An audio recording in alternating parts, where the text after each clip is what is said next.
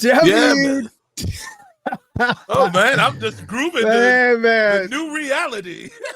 Yeah, that's right, baby. That's hot. WTF, welcome to Funkatopia. I hope you guys are doing phenomenally well. I am your host, Mr. Christopher. This is my illustrious co-host, Mr. Michael Bland. Yeah. All man. right. Man, I've been doing a lot of these albums have been like sitting this way. Actually, that's a great album to be Ooh. right there. Yeah. You gonna hit me like that right in the bread basket? That's a nasty record. Yeah, man. Look at him. Look at him. Look at him. Look at her. Look at Betty Davis. Yeah, look at us. Look at us, Henry Nelson. Man. Yeah. So we normally have a pre-show here at 7:45. As you can see, got a little disco light back here. I found this at Goodwill, and I said, I wonder if somebody wants this. And I just put it up on Facebook Marketplace for and somebody bought them. Somebody bought it. So all right. I started using it. I got to turn this off. I'm getting hypnotized, man. It's a little much. I'm gonna turn into Cindy Brady in a minute here. No, Cindy froze on television. Well, I had to.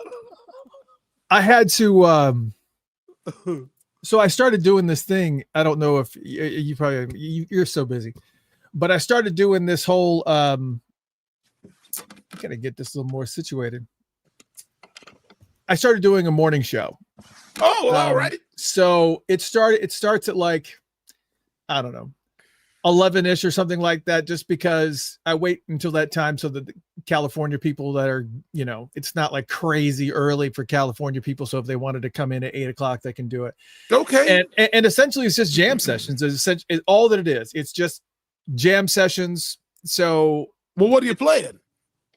I'm playing all kinds of rehearsal stuff and just a lot of stuff that people have not heard. So it's pretty awesome. And then of course, because of the nature of that, so if you're a huge Prince fan, definitely need to make sure that you tune in when I do it, because once it's done, I go onto the socials and I kill it. Well, I was going to say, you can't just leave that out there in the ether for people to right, because people will figure out ways to do stuff, and I try not to do it, because Prince told me that he said it's okay to let people hear the stuff, but when you start selling it, or when you start bootlegging and stuff like that, then we got a problem. So I just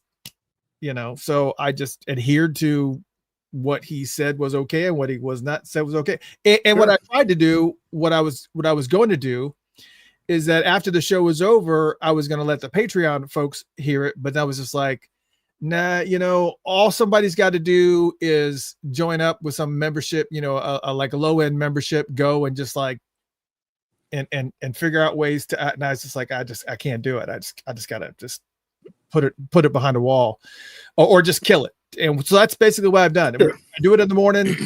Fun. I normally hang out for about an hour and a half in the morning. It's about 11 to 12:30. Just do a jam session and play all kinds of stuff that people may not have heard, and really cool stuff, just rehearsal stuff and jam sessions and whatnot. And it's it's a lot of fun. And it's good. All right. Yeah, man. Okay. You had a busy week. You've been kind of just in and out. You done with the studio work, or what's up? Yeah, I mean, I was just recording for a friend of mine this morning into the afternoon. His name is Max Molesky. He's from Duluth, Minnesota. And he has a band called Sadkin, Sadkin. And it's very obscure 80s, not polished, straightforward stuff. His music sounds like this band called the Blue Nile. I've never heard them. There's a band called the Blue Nile, but more there's a new romantic English sort of thing there, but it's also wow, man, there's a Brian Ferry aspect. It's he's got a very specific, we're lost in the 80s type situation. Like, Simple Minds, that too. Like that sort of music. And I know that was the era for me, man. That's when I learned how to play the drums, really. So I'm like, oh, you want that Simple Minds? A bunch of that, Man. So it's a lot of fun. And, the 80s are coming back, man. It's weird. It's, you've seen Doja Cat? Like her whole thing is like she just turned the dial. She's on something different now, man. It's like 80s, but like enhanced. Like it's it's dangerous, man. I'll have to say, I mean, I know that Bruno Mars has been doing it for a minute. He's just kind of been putting that polished. But he put that, his was like that earlier, like that Midnight Star and like all that. Like kinds of drum machines and synthesizers involved in that sound. That's like those Solar records, like my man Freeze, like those records are on. Like that's what Bruno really was trying to rip off. This is like some kind of, I'm not trying to have a hit. It's kind of the chord structure is kind of, advanced and I don't know. Yeah, that's crazy. Anyway, that's what I did today. But I mean, I cut with Corey Wong the week before, me and Sonny and Wong's keyboard player, Kevin Castangwe. John Fields was the engineer on that session. Probably is going to mix that stuff. It should be surfacing soon, on Instagram and whatnot. So you'll see a lot of me and Sonny coming up probably pretty soon. Man, nice. Yeah. So as I was doing the jam sessions that I started, like, this past weekend, I'll be busier this coming weekend, but I had to DJ a wedding the weekend before. I think I already did that. Yeah, I don't remember what I did. Oh, I actually sat and was able to watch some football, watch the Falcons get beat. I wish they could win them all, but I got to be realistic. But this upcoming weekend, One Music Fest is here in Atlanta, and let me just say, let me see if I can share that screen, and we're going to talk about the stuff that we're talking about tonight. But this is the pre-show, so we're just kind of getting comfortable and getting you guys situated. But so One Music Fest is featuring Future, the Dungeon Family Reunion, Outkast is going to be there. Obviously, Goody Mob with CeeLo, and Ludacris is going to be there too. The Roots with Mary J. Blige and Busta Rhymes and Doechii and Denise and Ari Lennox and Leon Thomas, and all these cats are going to be in downtown Atlanta, and it takes place Saturday and Sunday. Yeah, all Saturday. Right. If I had to choose between the two, wait, man, I'm sorry. Shout out to Jasmine Sullivan, man. My goodness, man, she's so bad. I don't know if it's her management. I don't know if she's got a stank attitude, but she's one of the baddest singers I've ever heard, man. Really? Jasmine Sullivan, she's incredible. I don't know that I honestly don't know that I've heard her stuff. It's all right. It's a lot of pro Black woman music. It's not really designed for your consumption, but you can get down if you want to. I mean, come on now. I think we agreed that Michelle Ndegeocello was like, I mean, Plantation Lullabies. Come on now. I mean, if I was going to be offended by anything, I'd be like, all right. Yeah, okay. Listen, you do live in Atlanta. I mean, you're asking. Oh yeah, I'm here in Atlanta. Right. Yeah, and I'm going to the show. I'll probably be like one of 50 white folk here. I mean, but this is a lot of fun. This is fun. This is going to be a lot of fun. Yeah. It's Saturday and Sunday. Saturday is going to be the bigger day for me because the Dungeon Family Reunion's happening and the Roots are going to be playing. I see that with Mary J. Blige and Busta Rhymes. That's going to be badass. And then the next day has got Doechii and Ludacris, and I think they tried their best to kind of separate it out. And I was going to stay down there, but I was just like, nah, I'll just come home and I'll take Marta in the morning and it's fine, so, but that's what I'm going to be doing this weekend. I got it, man. Yeah. It's going to be fun, man. It's going to be a lot of fun, hot. Man. It's hot. Tonight we didn't have an agenda. It was just going to be a free for all is essentially what it was going to be. And for those that are fans of the show or regulars of the show, you know what free for alls are. But first, if you are new and also if you are a regular, please look down below. If you're watching on YouTube, see if it says that you're subscribed. See if you're liking it or following it. Look down there right now, I'll give you a second. Look down there right now. If it says that you have not liked or not subscribed, or it says follow, if it says follow, it means you don't follow us. So click follow. Please do all those things, because I'm telling you right now, there are thousands and thousands and thousands of invites that I have invited people to like the Facebook page, and I'll scroll down and it will just say invited. And it's just like, so I've invited thousands of people, but either you guys aren't clicking on follow or you think you're going to blow up your feed or whatever it is. I promise you won't do that.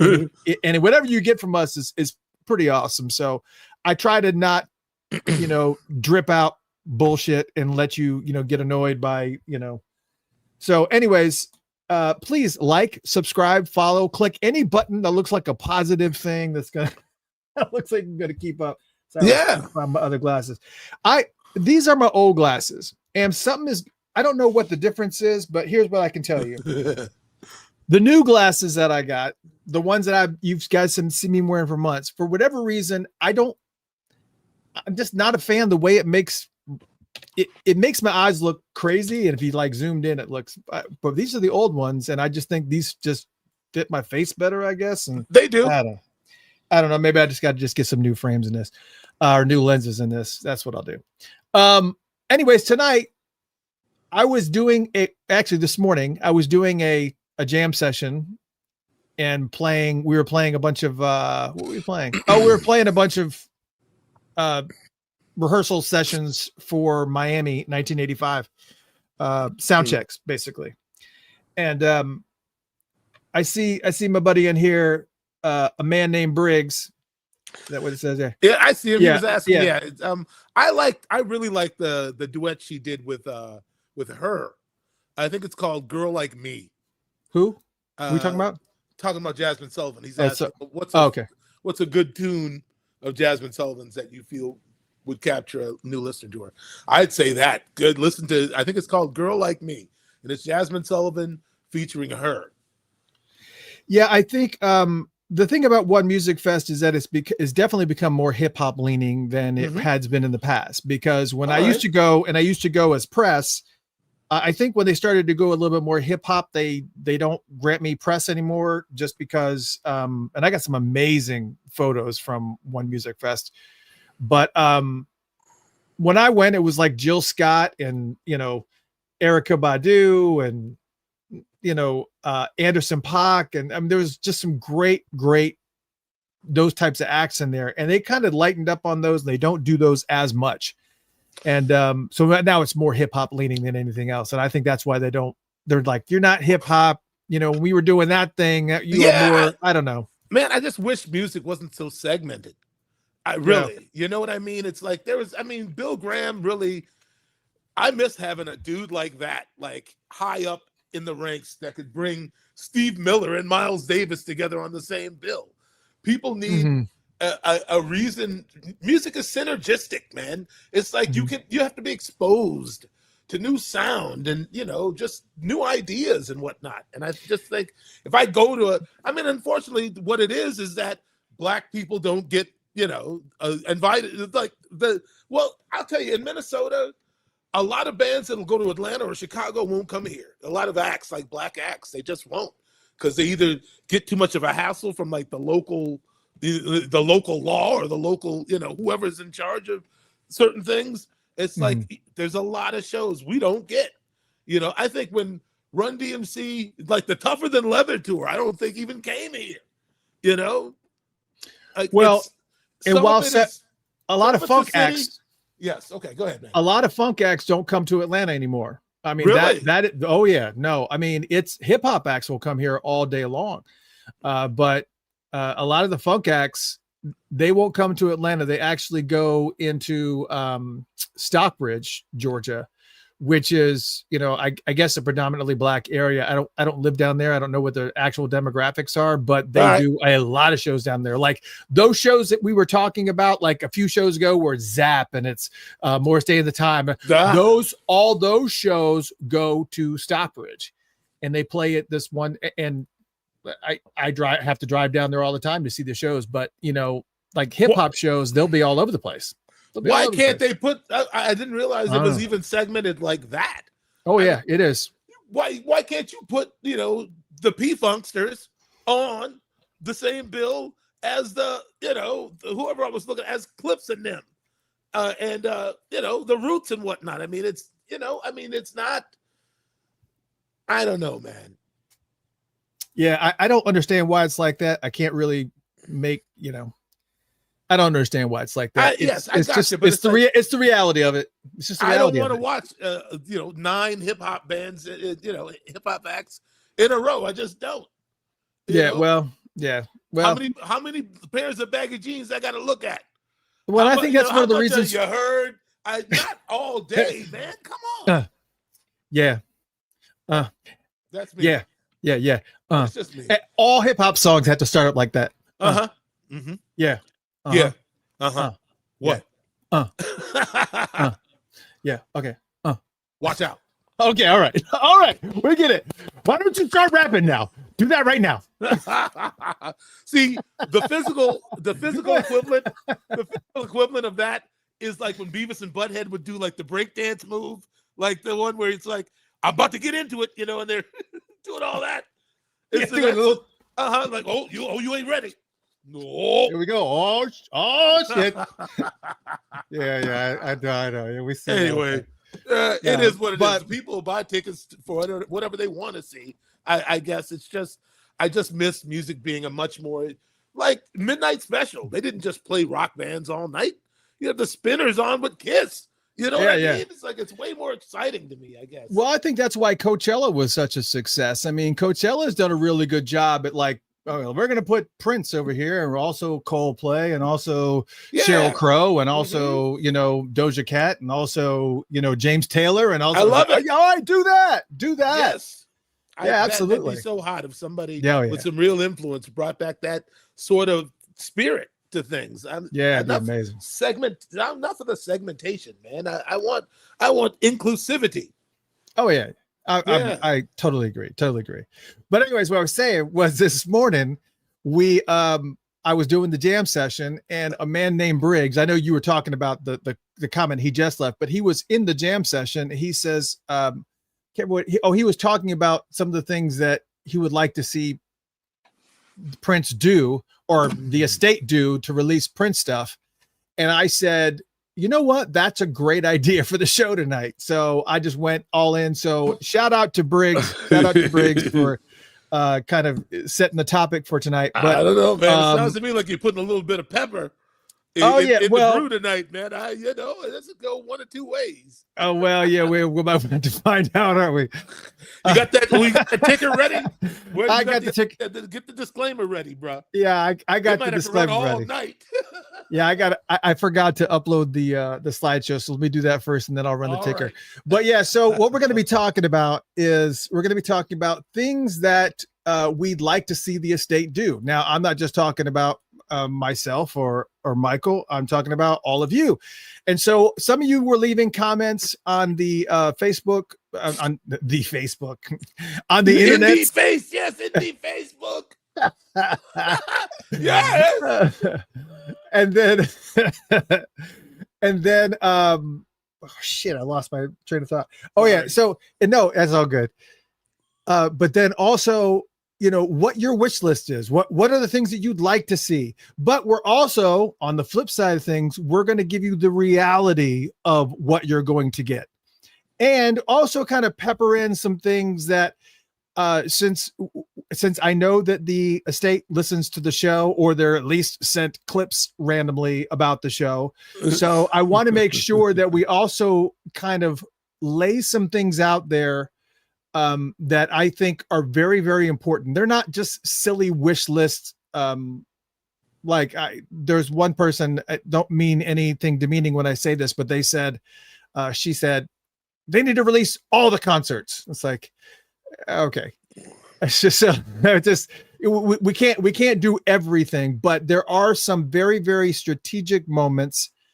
And for those that were at the Celebration 2025 when they did the Vault panel, the first thing that Londell McMillan said to me as Mr. Funkatopia is he said he was talking about every single year there is an anniversary. So you can't just celebrate everything that happens all the time. You just can't do it. It's just, you can't, celebrate this, but there are some important ones coming up. And I feel like they need to be honored, even things that you're not maybe even paying attention to or whatever, but sure. We're going to talk about those things too. So we're going to, let's go ahead and get that, banner up. I was going to say, before we go any further. Yeah. So, we're going to talk about some things. And, if you're listening right now or in the chat room, feel free to put your stuff in the chat room. We're going to, I'm going to star some of the things that are running by here so that we can get to them. But I also have a bunch of them that are, or Michael, you have the power to star now too. If you want to star something and move it over to the star tab, then we can, Yeah, okay. I'm biding my time, man. I'm being selective.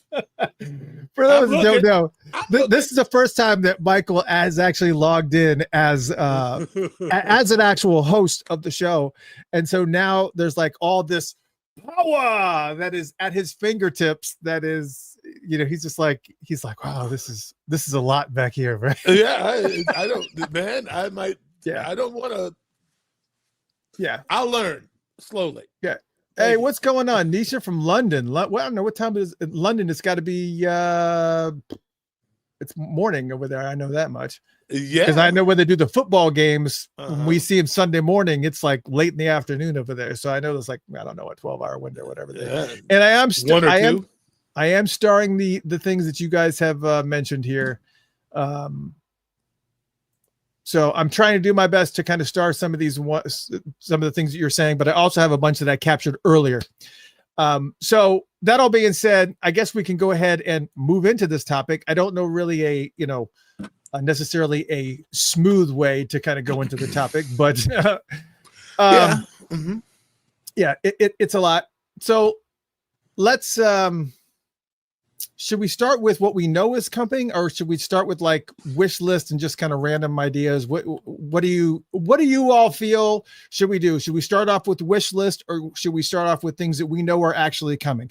Now, as far as the stuff that we know is already coming, this is all confirmed by either Londell or Charles at that Vault conference where he was talking about all the different things that were happening. And so those are what we're talking about, and we've talked about what those items are already, but we can do a recap for those that are new to the show. And or we can do that, or we can start with your wish list, whatever you want to do. Oh my gosh, there's so many of them. Oh, Yash is this 1 a.m. in London. All right. Okay, man. There's a lot of folks. Man, all of a sudden, like all these quotes, I mean, all these, I don't know these people that have like, 100,000 viewers that are watching their podcast and like the messages are going by like this. And it's like, I've seen podcasts like that where they show the messages and they're just like flying by a million miles a minute. It's like, okay, all right. Okay. All right. All right. Let's just do this. We'll just start with the stuff that we know is coming. Let's go ahead and get this situated so that you guys know what's coming for your new folks, just to kind of establish a baseline of what we know is happening. First off, that what we know and we've actually seen product of is the release of Around the World in a Day. So, and the only reason why I was hesitant right there is because I need to remove this so you guys can see it. Yeah. So they have 3 different versions of it. They have the LP version. It's going to be 3 LPs. They have the CD versions. That is going to be 2 CDs. And then they also have a singles box set. Now, a lot of people were a little bit concerned because of the fact that it did not contain any Vault tracks whatsoever. And I think people were a little bit perturbed by that because most of the stuff had been released on like, Her Majesty's, whatever that was. There was just some tidbits that have already been out there. And that's all fine and dandy. But again, for the hardcore collectors like ourselves, where something comes out and you're like, okay, gotta have it. I don't know what else to do. Gotta have it. So we know this is coming. Pre-orders are already available. This comes out in November. So make sure that you head to shop.prince.com, I think is the address, and get your pre-order, or you can get it on Amazon if you trust Amazon to actually get it to you on the day that gets released. We always see a hodgepodge of different types of acquisition dates. They'll say it will come out on November 22nd, and then November 20th, somebody's already posting an open box video. And then other times it will get it the day of or late the day of. And then you have those people that don't get it for like a week or two after it's been released, and then they get ticked off and they go, I'll never do it again. So hopefully they've kind of narrowed into a system. I know that I saw that all the emails and some of the distribution stuff is coming from Music Now. MusicNow.com is, I guess they're a pretty big company. I don't really know about the pros and cons of those guys as far as their distribution systems and how they are going to distribute stuff, but they are actually responsible for pressing some of that vinyl, or just at least distributing some of that vinyl. So there's just a lot going on. There's a lot of moving pieces, and I get it. I can tell you that I have found in the past that ordering it via Amazon is the better way to do it, because Amazon is very, very particular about their delivery dates, and you get a pretty good picture and a pretty good visual as to when things are coming and when things are hitting. And sometimes you could even get free shipping, obviously, with Amazon if you're an Amazon Prime member. So we'll see how this one pans out. But anyways, so that's one of the things that's coming. Another thing, let's move on to next year, though, because next year is obviously going to be an important year. Next year, what they said they're going to be doing is an actual box set for Parade. The Around the World in a Day that's coming out this year in November is what's referred to as an expanded edition or deluxe edition. No, I think it's just expanded edition. I'll somebody look and see what it says. Is it says expanded? Does it say deluxe? I know it doesn't say super deluxe. I think it says expanded edition. But there will be an actual box set that will come out for Parade. And so one would anticipate that there's actually going to be some vault tracks from that era. And there's plenty to get. There's going to be all those outtakes from the movie also. Yeah. Honest Man and all. Oh, wait, some of that came out already, didn't it? Yeah. Wasn't Honest Man on that Good City, or I don't remember. What was that Michael J. Fox movie? Bright City. Yeah, something like Bright City, Big Lights, or something. I don't know, something like that. With Joan Jett?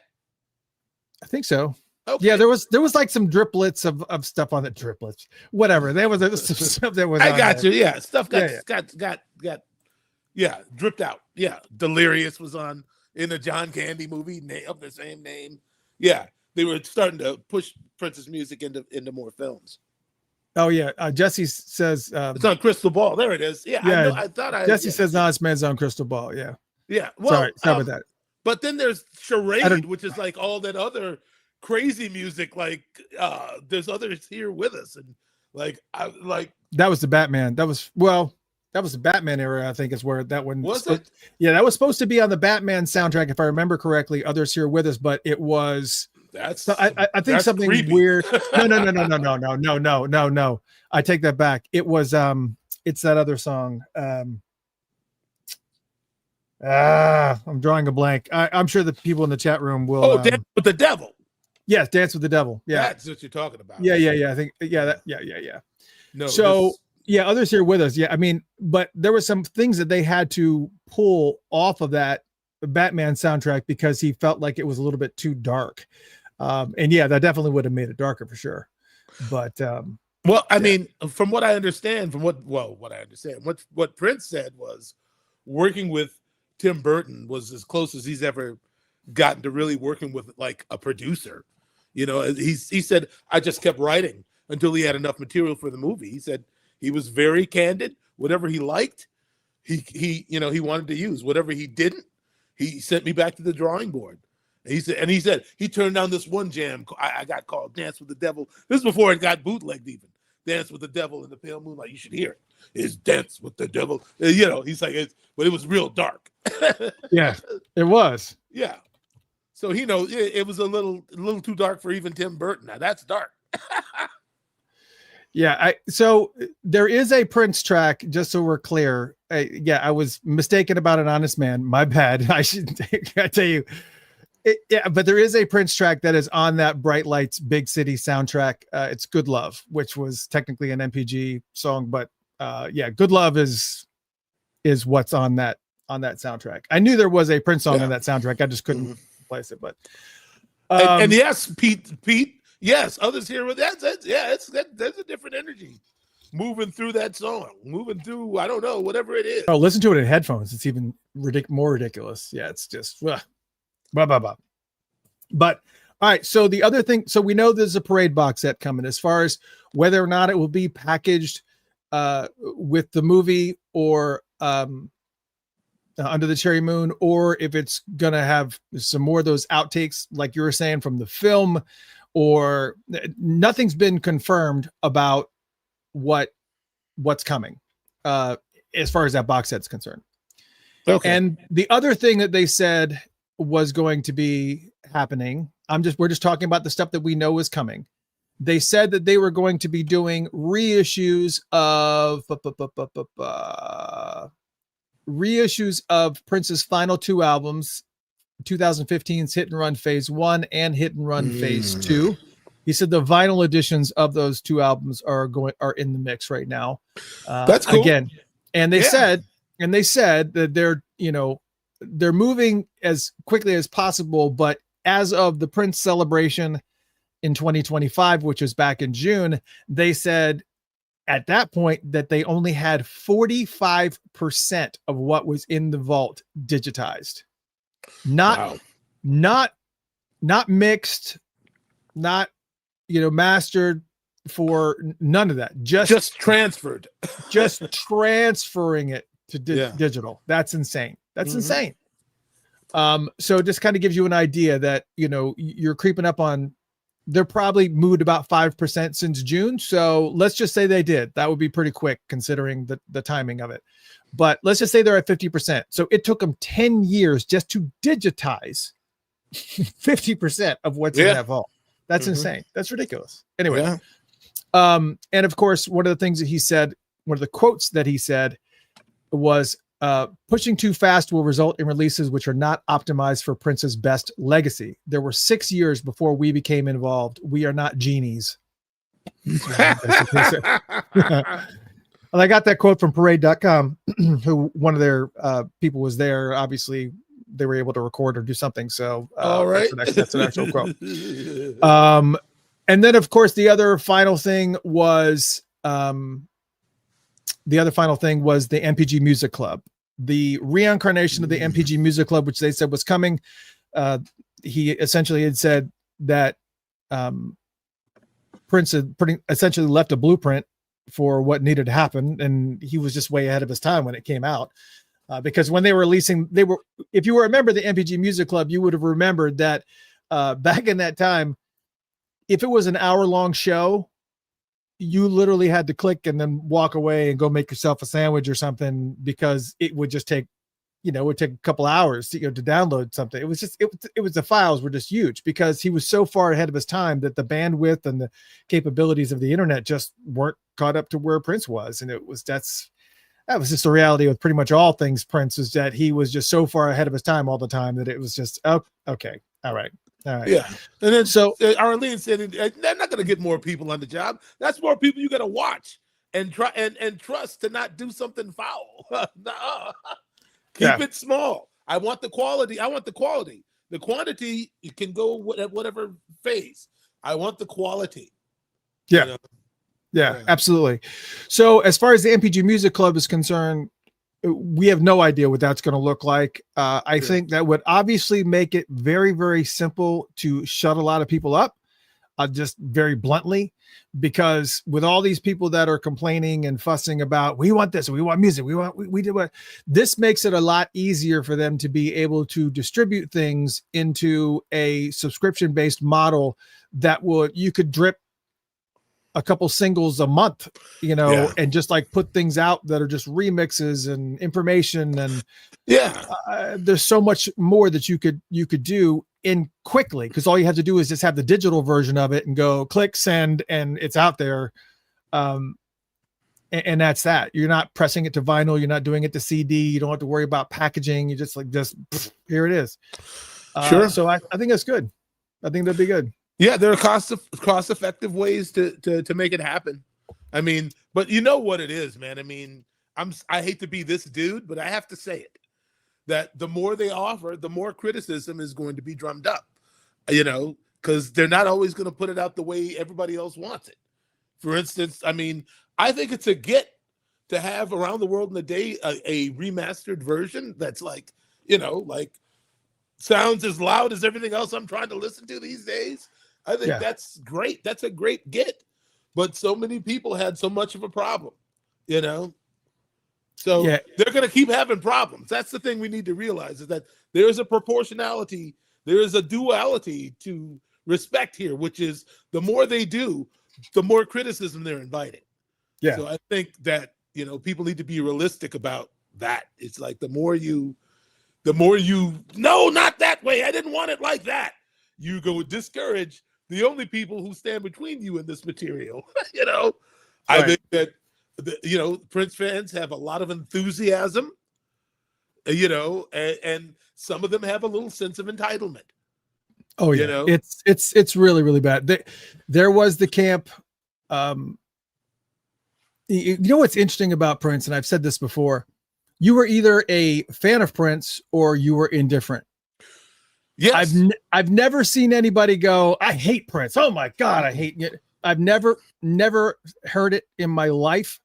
It's either they're like, oh yeah, it's okay. No, I mean, there's a million metalheads who are like, well, I did like that one thing. You know, like, well, he can kind of play guitar. He's kind of cool. You know, like everybody realizes that Prince is an artist of quality, even if they don't prefer what he's doing with his abilities. You know, there's greatness there always.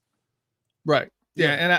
And I think, and again, there's so much to work with that, you know, but anyways, going back to the release, I mean, the MPG Music Club scenario, I think that would be a great idea. I think it will give them a channel, an avenue to be able to distribute this music in a quick and efficient manner that will kind of quell some of the really, really, you know, big, huge fans. Yeah. And then on top of that, it will create another, but they also got to make sure that if they do that, don't put it on friggin' Spotify. Dude, I'm about done with Spotify. Let me just say, because and let me just say, since we're talking about the stuff, here's my first point for the estate. Okay, you want my first point for the estate? Here you go. These are things that I feel like they really have to happen. If I spend $250 for the 6 vinyl, whatever it is, let's just say it's a box set, and I pay $70 for it.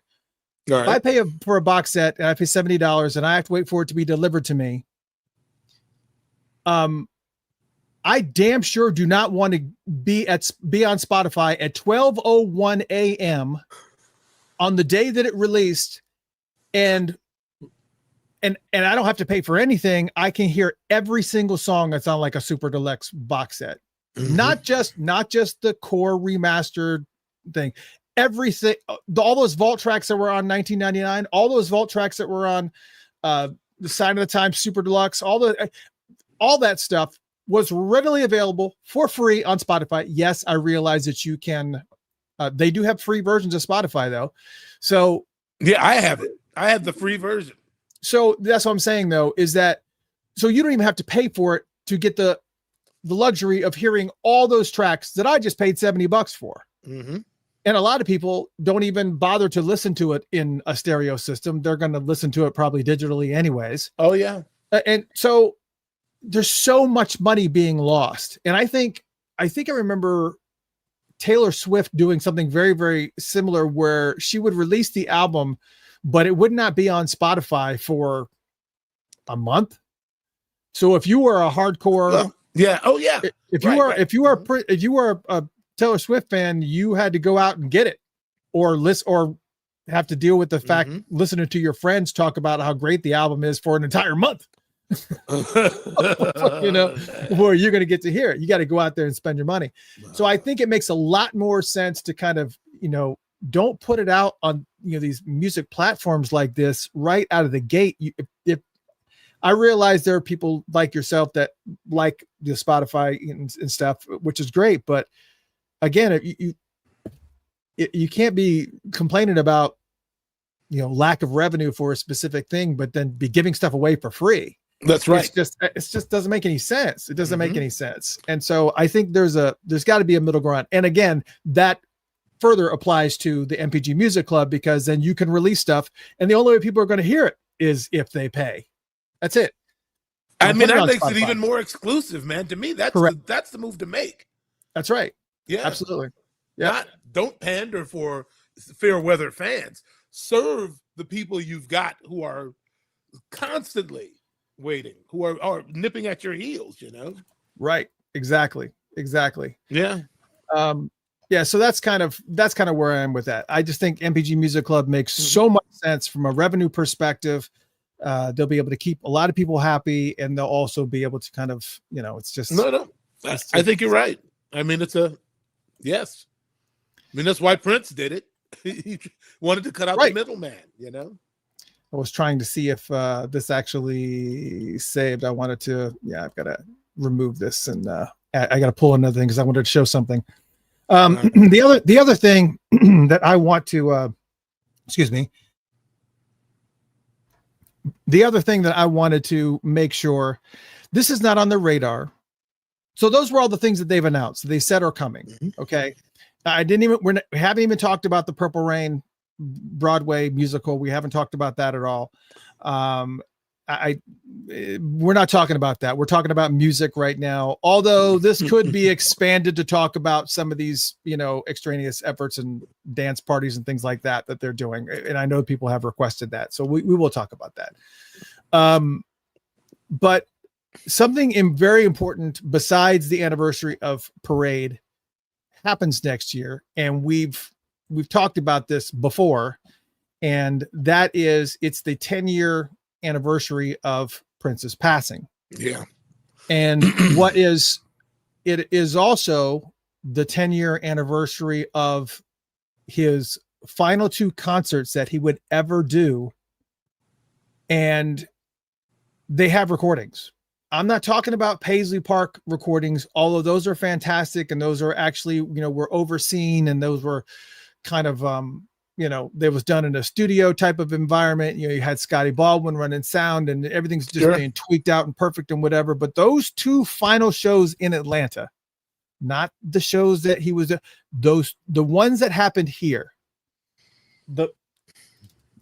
those tickets over there, those tickets right there, those 2 shows right there, that one, it's time for an official release of those final 2 concerts. And I've seen some feedback, people saying, "Oh, I'm not ready." Like, look, let me just say this. I know people are feel some sort of way, but let me explain something. First off, as someone who was at the show, both of them, they were gorgeous, gorgeous shows. Unbelievably just perfect. If there were errors, I don't know where they were. I think he messed up a lyric or 2 or something in the second show, but there was so much going on, and he's just going off the cuff, and it was a magical show. You guys are missing an unbelievable show. And I think you can't wrap so much grief or stop attaching that to the show. Look at it as a show. And those 2 shows, especially the final one, I mean, the final one was just gorgeous. I mean, he played Purple Rain 4 times, interweaving other songs into it, and then kind of coming back, and that was how he closed it out. Okay. It was just, woof. It was amazing. It was incredible. And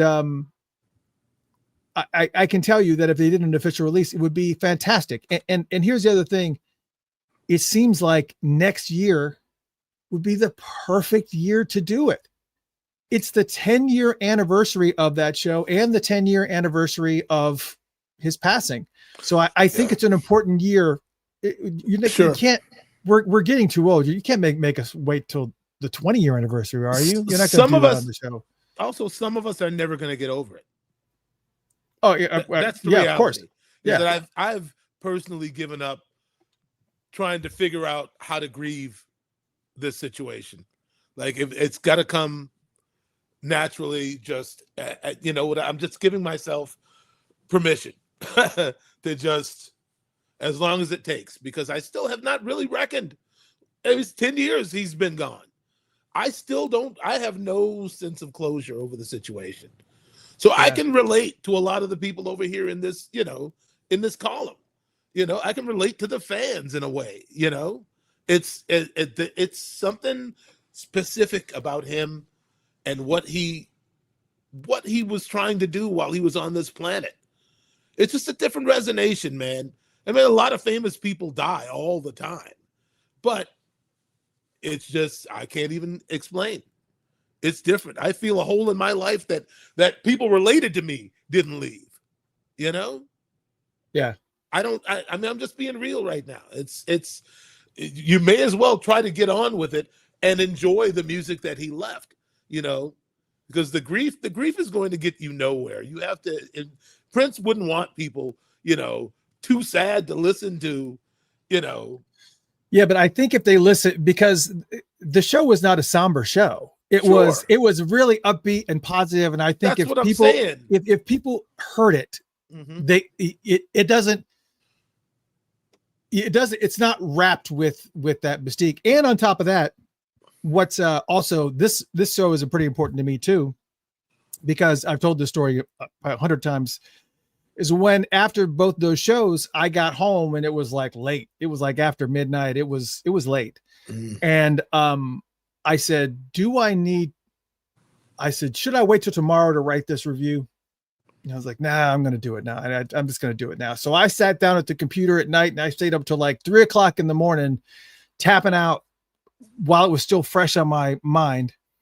And you can still find it on funkatopia.com. So if you go to funkatopia.com, you can still find the final review. And what was great is that the next day Prince saw it. And when he saw it, he posted it on his Twitter account.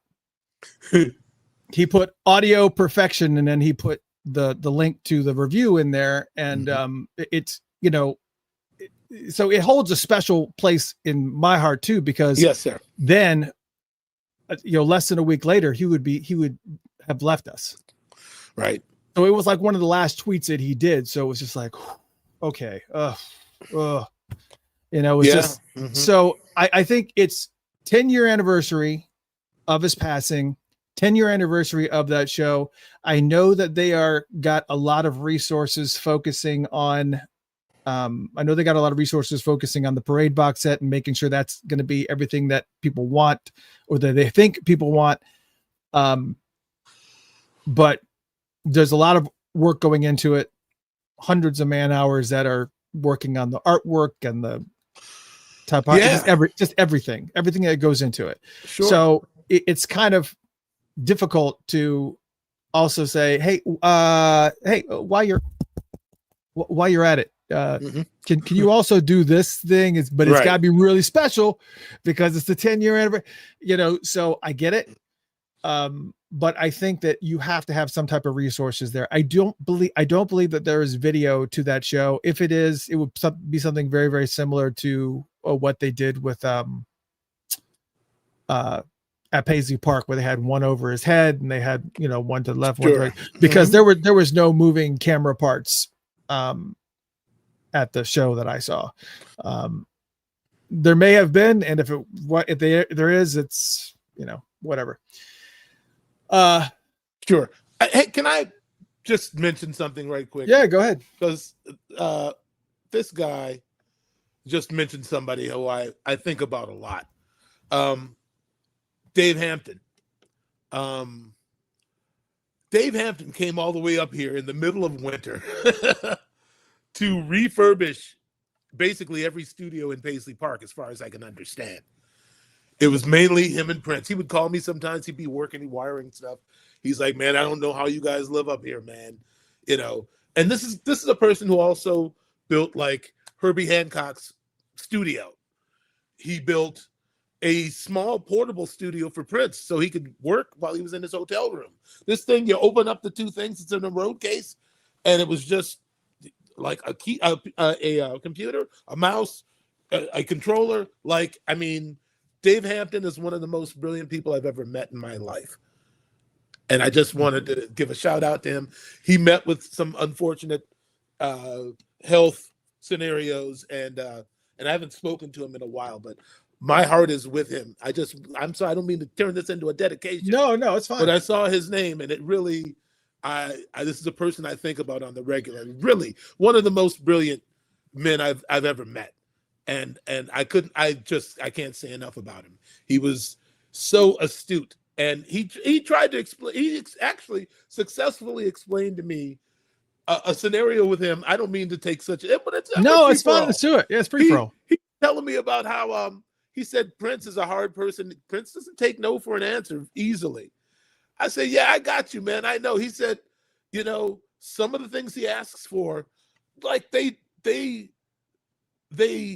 like defy physics or they defy, you know, just normal circumstances. And he will argue the point with you. Why is this not possible? You know? And Dave said sometimes I had to break it down to just science with Prince and say, and don't come at it from like a negative, like it can't be done. You have to tell Prince it can be done, Prince, but it'd have to be the correct temperature outside, and this would have to be, you know, like he would need to give Prince a scientific explanation of how come not. You know, that's how much Prince believed in his own visions. But then you take a man as smart as Dave, and he realizes that a person in Prince's sort of psychological state is, because you're talking about a person who's been determined since he was a kid, you know, with Prince. So you learn to block out other voices and not let people just tell you whatever. That's how he succeeded, is by believing in himself really more than anything else. You know what I mean? So people saying no to Prince would always, well, how come? I don't pay you to tell me how come I can't. I pay you to figure out how I can. Like, it's that type of mentality. A lot of people don't know that. I'm just sharing with you guys right now.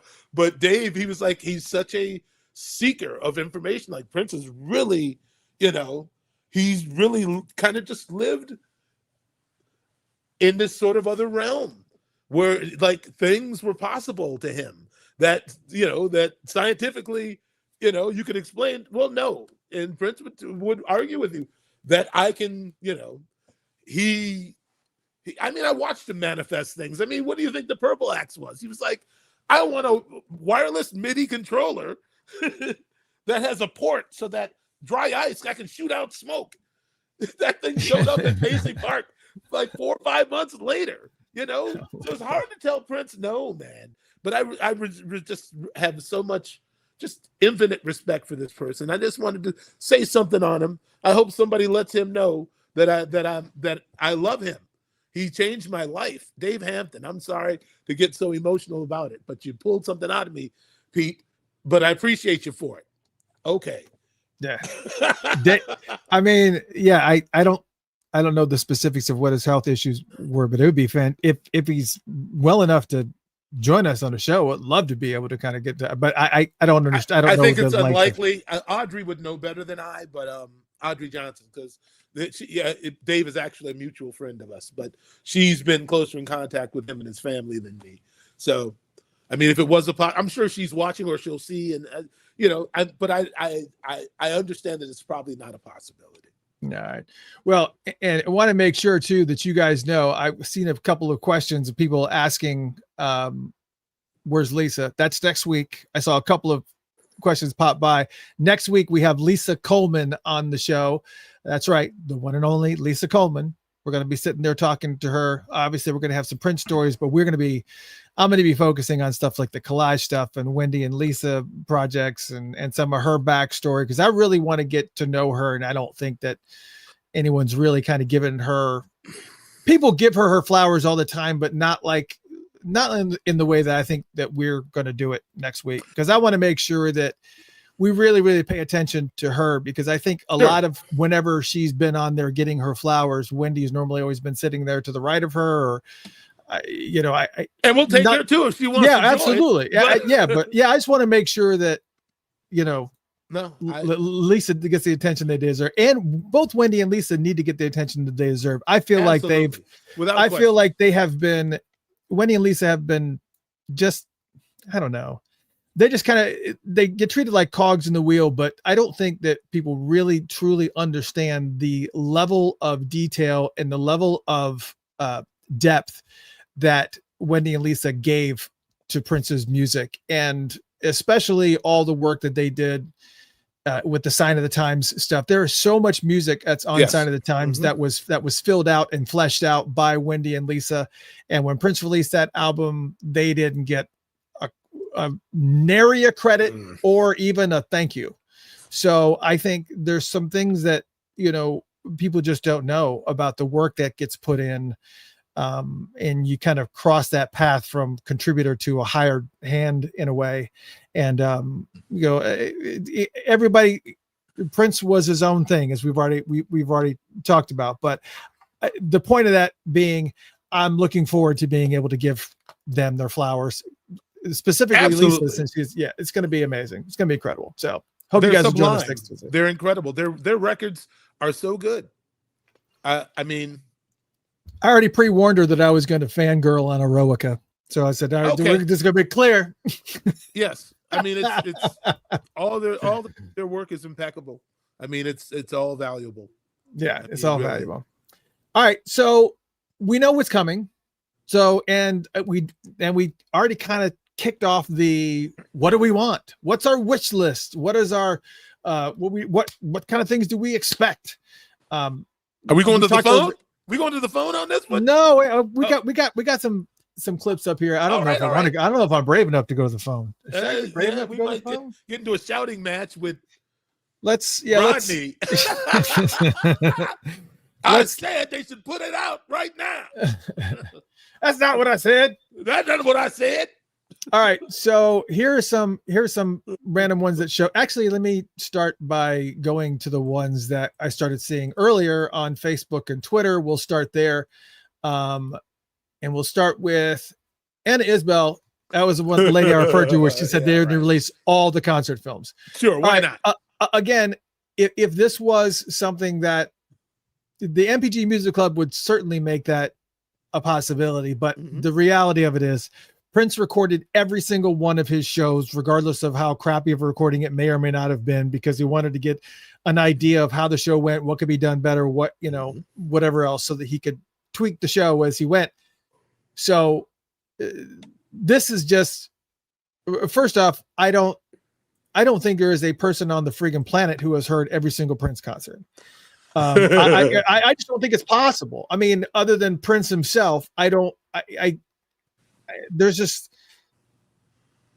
just improbable. It's so much music. It's so many shows, and it's not only that.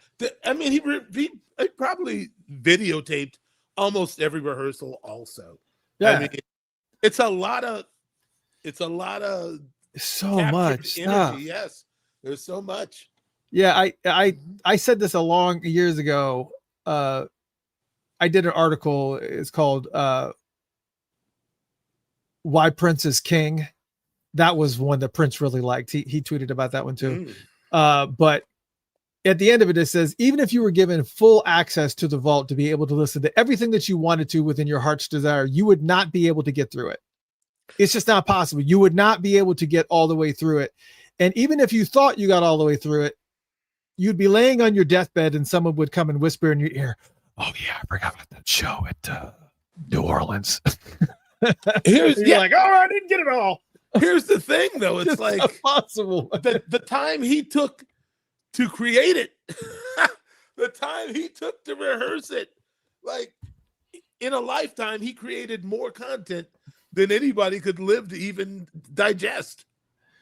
I mean, even in the rehearsals and the sound checks, there was so much. I mean, when we was doing the jam session today, we were just doing the sound check from Miami 1985, and it's just like a full album and a half worth of material.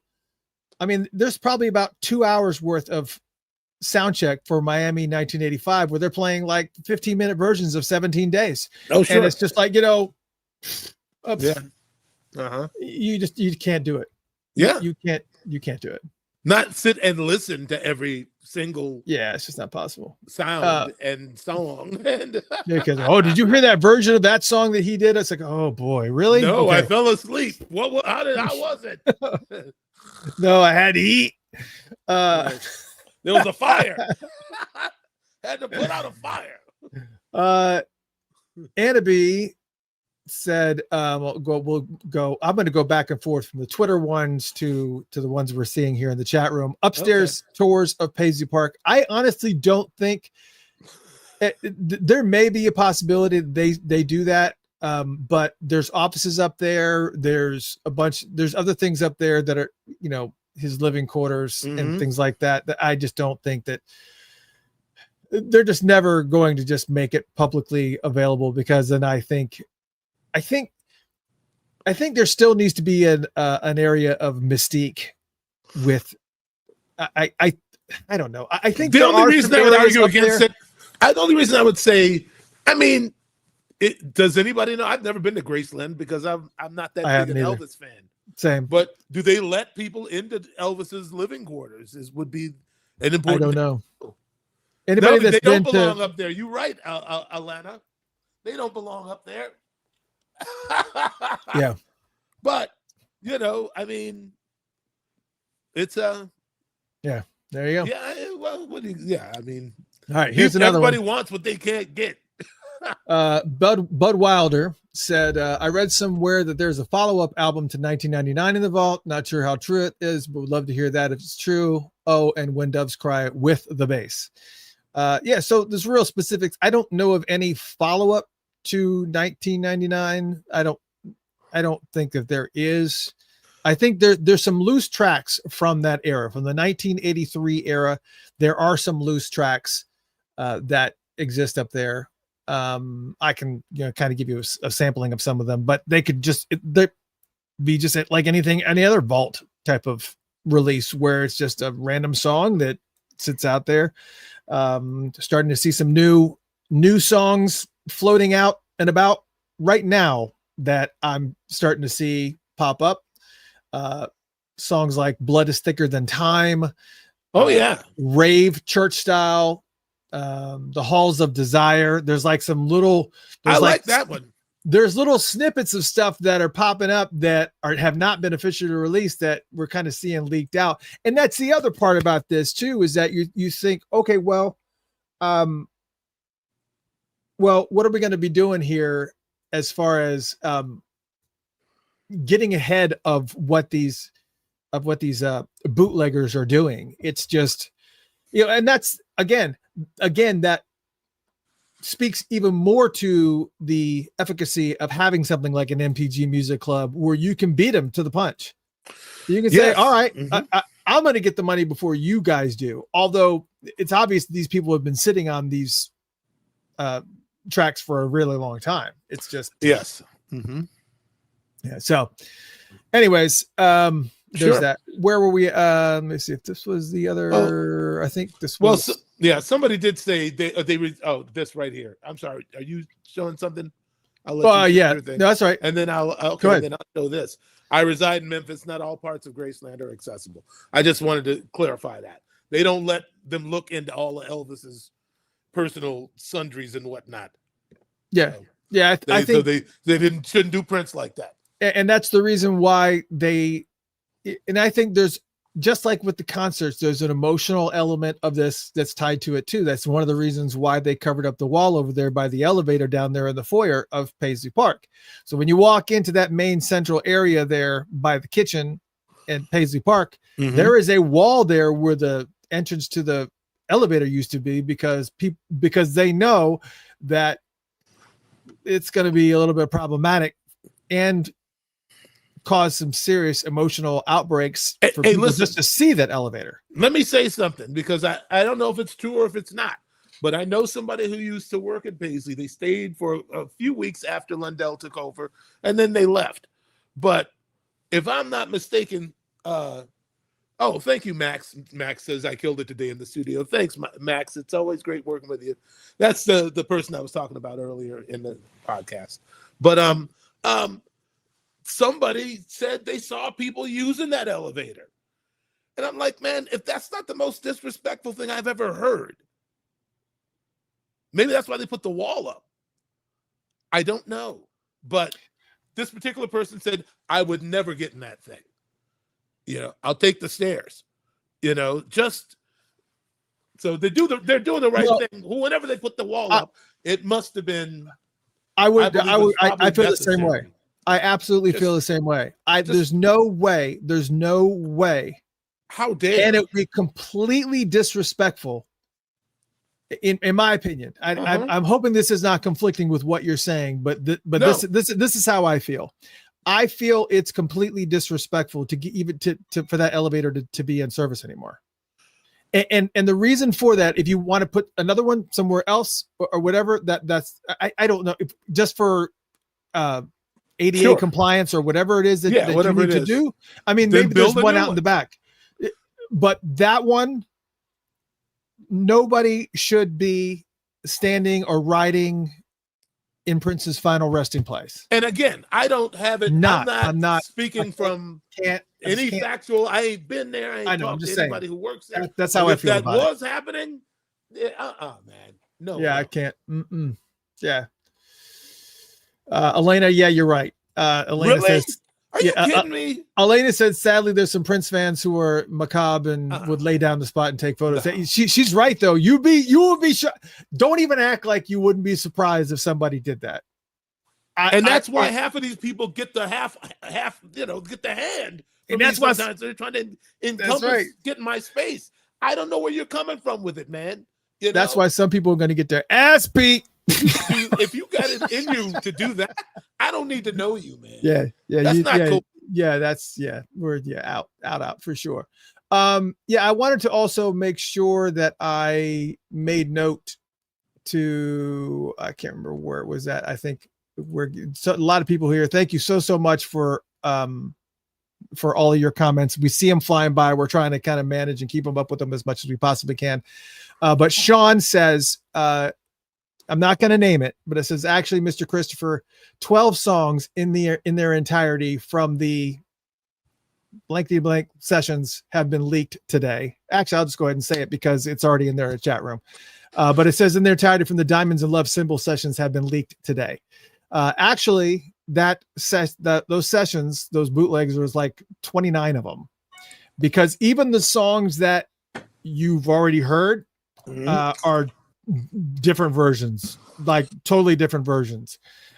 So that's what I'm saying, though, is there's people that are out there that are distributing some of these things. And I have to put that crawl back up again, because here's the thing. I am not endorsing the release of these bootlegs. I'm telling you that it's just going to support what we're saying and putting a little bit of fire underneath getting that MPG Music Club because the only way that you are going to beat these bootleggers, the only way that you are going to be able to get ahead of them is to be releasing stuff in a quick and efficient manner that's actually going to bring revenue to the estate, and also get ahead of them. Because if you've already released it, what do the bootleggers have to sell? You know, it's just kind of just put it out there. I really think that was part of Prince's motivation with the Crystal Ball set. Sure. Was, okay, we're going to put all this out, officially and stop their flow, stop their revenue stream, was what I think he was really attempting to do. Oh yeah, absolutely. Mm-hmm. Katrina Coyle, I put this up, but we got diverted there for a second. Katrina Coyle says more concert footage, streaming, DVDs, and a box set of Under the Cherry Moon with concerts, of course. Obviously, we're talking about Parade. Yes, a box set of Parade is coming. And and what's going to be packaged with that, we do not know. Mm. So there's that. Cody Breedlove says, want the already mixed piano and a microphone at Paisley shows. Yes. Right. That's the Scotty Baldwin Yeah. thing. And those are already, they're done. From what I understand, they're done. They're already mixed. They're already mastered. Everything's done. It's out there. So, yeah, the Prince piano and microphone shows. Even if you're not going to release his final 2 Atlanta shows, something needs to be done, because again, the bootleggers have already released those Atlanta shows in their own box set. So we need something that is from an official source, that's going to have the official news and official liner notes and the official photography, and everything is ordained and stamped and approved. And that's what we need. It's good that, there's a demand for it, but it's a 10-year anniversary. Let's not Sure. Let's do it. All right. Dwayne Franklin says, what are your thoughts on Around the World in a Day expanded edition actually being a best for the streaming world? Because if everyone is complaining that it's not a deluxe or super deluxe edition, at least you'll be getting it basically for free if you already have a streaming service like Spotify, Tidal, or Spotify. Tidal. Yeah. Tidal, not Tidal, T-A-T-A. Maybe he's German. So it's almost like No Harm, No Foul. Yeah, I see. Those are the types of things that is a perfect example. Around the World in a Day expanded edition, there's not really a whole bunch new there. It's all things that we've heard before and had access to before. So that being released on Spotify, I don't necessarily see any problems with that. If the collectors that are out there, like myself and others that are really hardcore collectors, still want to go out and buy the re-release with the remastered sound on vinyl, the remastered sound on CD, or the singles box set, or whatever it is, that's all fine and dandy. But I'm okay with that being released at 1201 with a good marketing push. Oh yeah. Market it. Yes, there needs to be marketing behind these products. I don't disagree. Not just to the email list that you guys have. I'm talking about radio promos. I'm talking about TV drops. I mean, you want to get people excited about it again. And it just seems like this stuff is just kind of dropped and you don't really hear much about it. And the only reason why I hear too much about it is because I'm on the email list.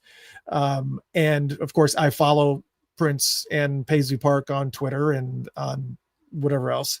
So I see it automatically. I don't. And of course I get the emails because again, I signed up for the email list. So, but how are you getting the word out to the people that aren't on those specific avenues of marketing? And I know they do some, I guess, retargeting and whatnot. Retargeting is the form of digital marketing where if you click on an ad or you see something, then you're going to see it for the next 3 weeks because it's following you. It's like the ad keeps popping up. That's called retargeting. Yeah. I'm sorry, Johnny Danger brought this up. I wish we would get more assorted vault tracks in the same vein as Crystal Ball. Relying on super deluxe reissues for new content is too expensive to produce and too expensive for casuals to support. I do agree. I mean, I think that's a valid point. That and then somebody else also. It was. Well, hold on. See, I'm trying to get a hold of this. Like, see, now you're watching me. Now you watch me try to. Because then Pete chimed in and he said this. He said, Johnny, I think that's true. Casuals who aren't even used to paying for any music these days might balk at spending $200 for a box set. I mean, it's a salient point, Most people are absorbing their music digitally, and so I think it's just the reality of it. But I go to the record stores still, and I will see brand new vinyl from Billie Eilish or Somber or whoever the Taylor Swift or whatever, and they're just not regular vinyls. I mean, they are like thick, so it means there's gate folds, there's all Yeah. kinds of shit inside of it. There's like photos and They go lyrics, for it, man. and They go for it. Right. Oh yeah, and it's out, and they're doing it now. There is a resurgence of that, and now I hear there's a resurgence of cassette tapes too that are coming. Yes. They're coming back, and CDs, and that's all great.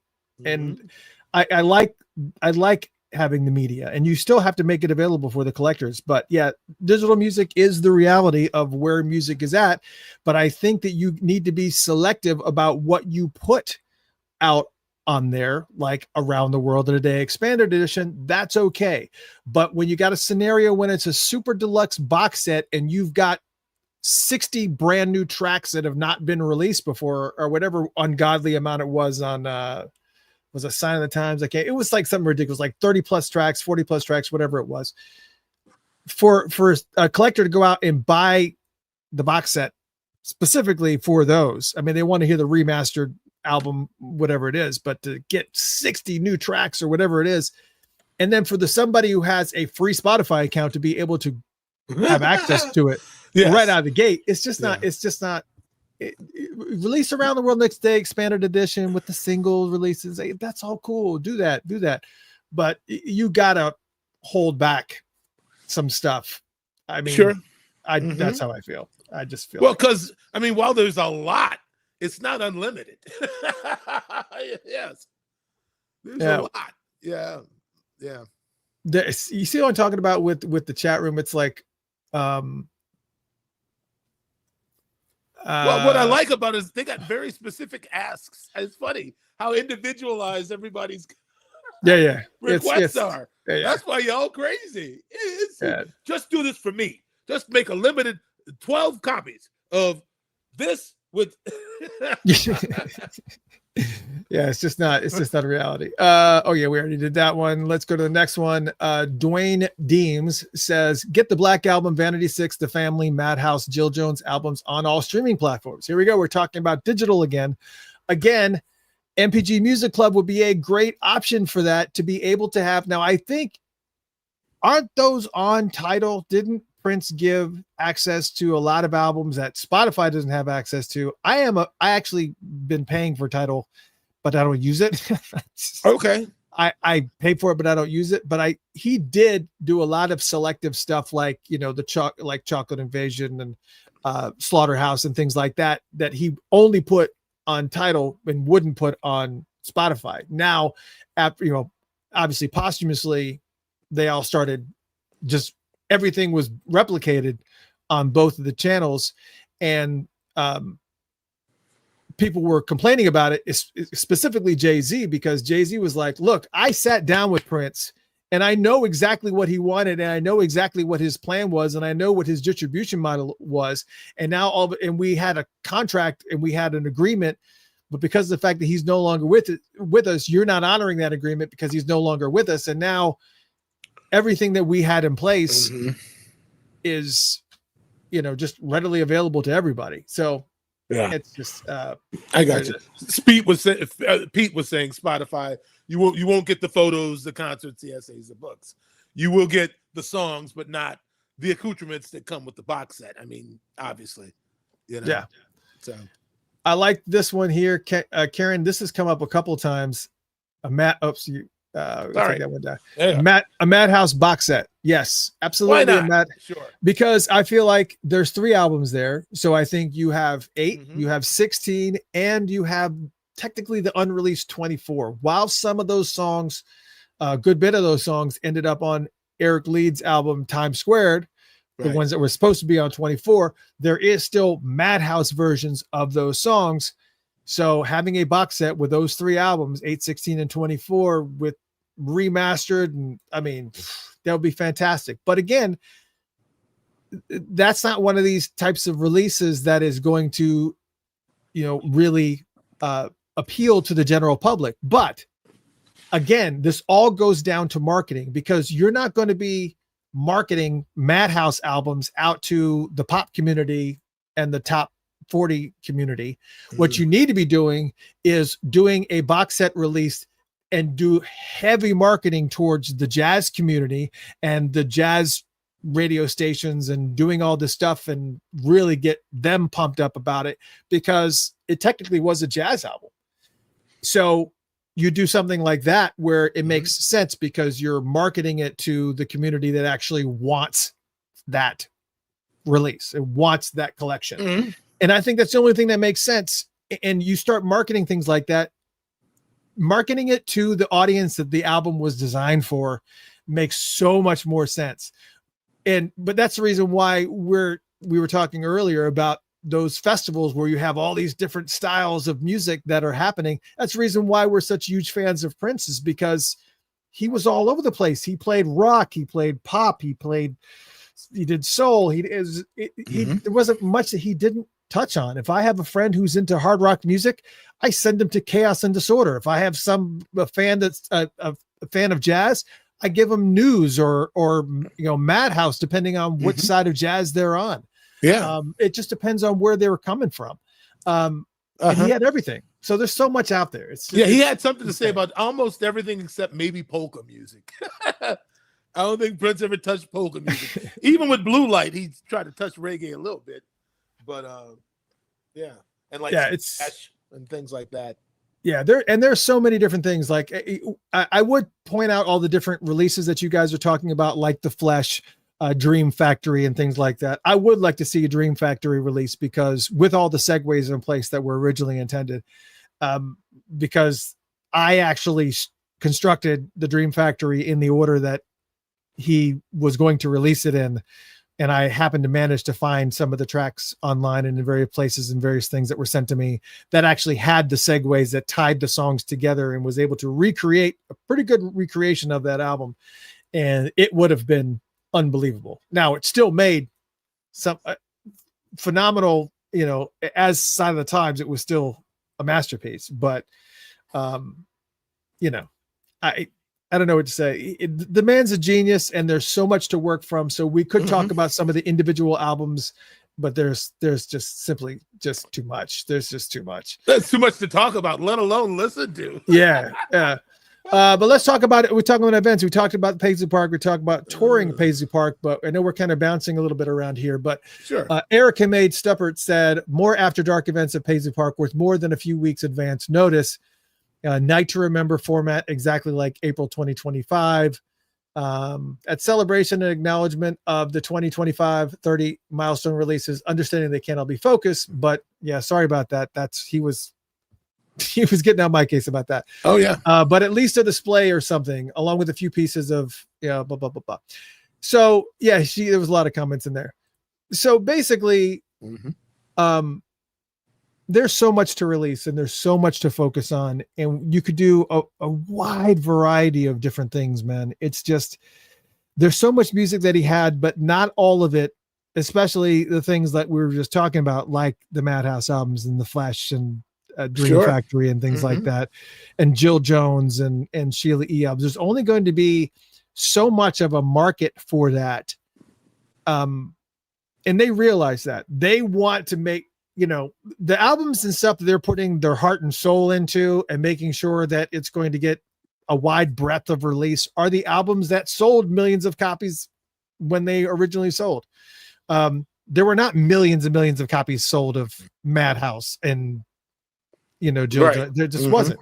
So they got to focus on things that they're going to get a little bit of ROI from. I understand that. Yeah. So again, there we are with MPG Music Club, not just for the digital music side of it, but also doing like a high resolution version of the albums, but also making certain things available in limited release via the print store and via real, strategic marketing. And of course, there you go. Sure. Tony Lamont. Tony Lamont, that record is so hot, man. I mean, you're right, Rodney. Let's not forget him. He was a bad dude. Yeah. So I think there's so much. Deliverance actually did get a little bit of a release. I mean, it was out there for a minute, but then for whatever reason it got I guess what was his name? Ian Boxill, I think is his name. He did that release because he was working with Prince on some project called The Man Opera. Again, apologies for you hardcore Prince fans out there, but again, as I said before, I'm trying to over explain some things for the new folks that aren't familiar with all the things that Sure. we're familiar with. That's all right. So there was an album called Deliverance, and it only had like 6 songs on it, I think. And it was a project that was worked on with Ian Boxhill and Prince, and it was going to be what's called a man opera.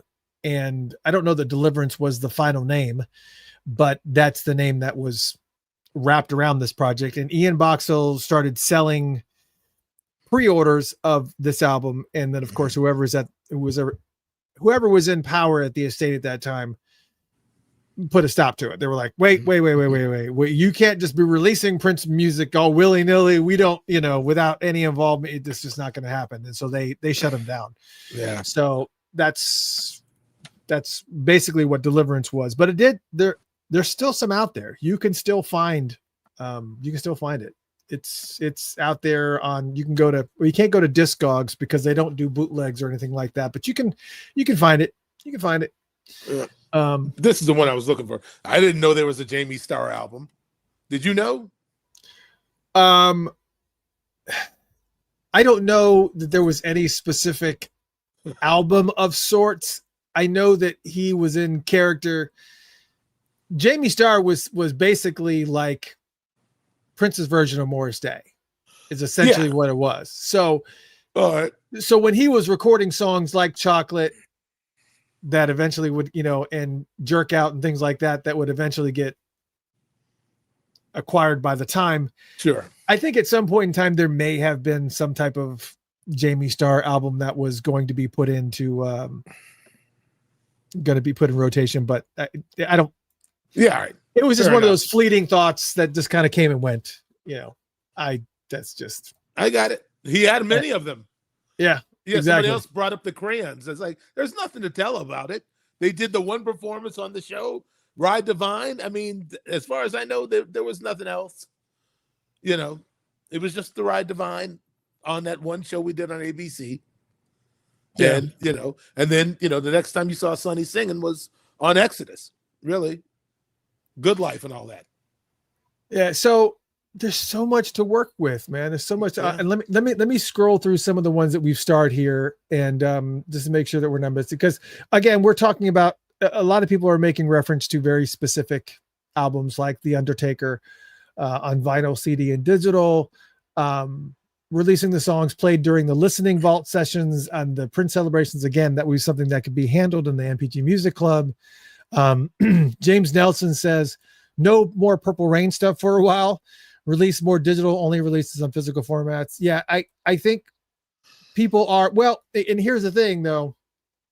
Again, we as Prince fans are like, okay, we're good with Purple Rain because we understand his genius and the breadth of his work. Mm-hmm. It's just like, yeah, you can't be just sitting there like gnats on shit. You have to be more inclusive in your thinking. Yeah. That's why it's like, don't take this as an opportunity to air out your dirty laundry. Think pragmatically, people. What can they really do? What's realistic? I think we're still trying to get a balance going on here. I don't know anything about a Tora album. Never heard of it. Yeah. Well, and here's the other thing too, is that again, we speak to the ROI part of it. I see kids I go to the mall right now when the mall is open on like a Saturday or a nighttime or whatever, and walk around and at least see 1 or 2 kids with a Purple Rain t-shirt on. Purple Rain is still something that is being absorbed by the general public because there are still a huge slew of people that that's a phenomenon for them. It's a phenomenon. It is. They don't have to be fans of the rest of his work to I mean, it is what it is. Even Prince knew, he said about the Purple Rain tour. I was like, what was that like? He said, it was like the circus is coming to town.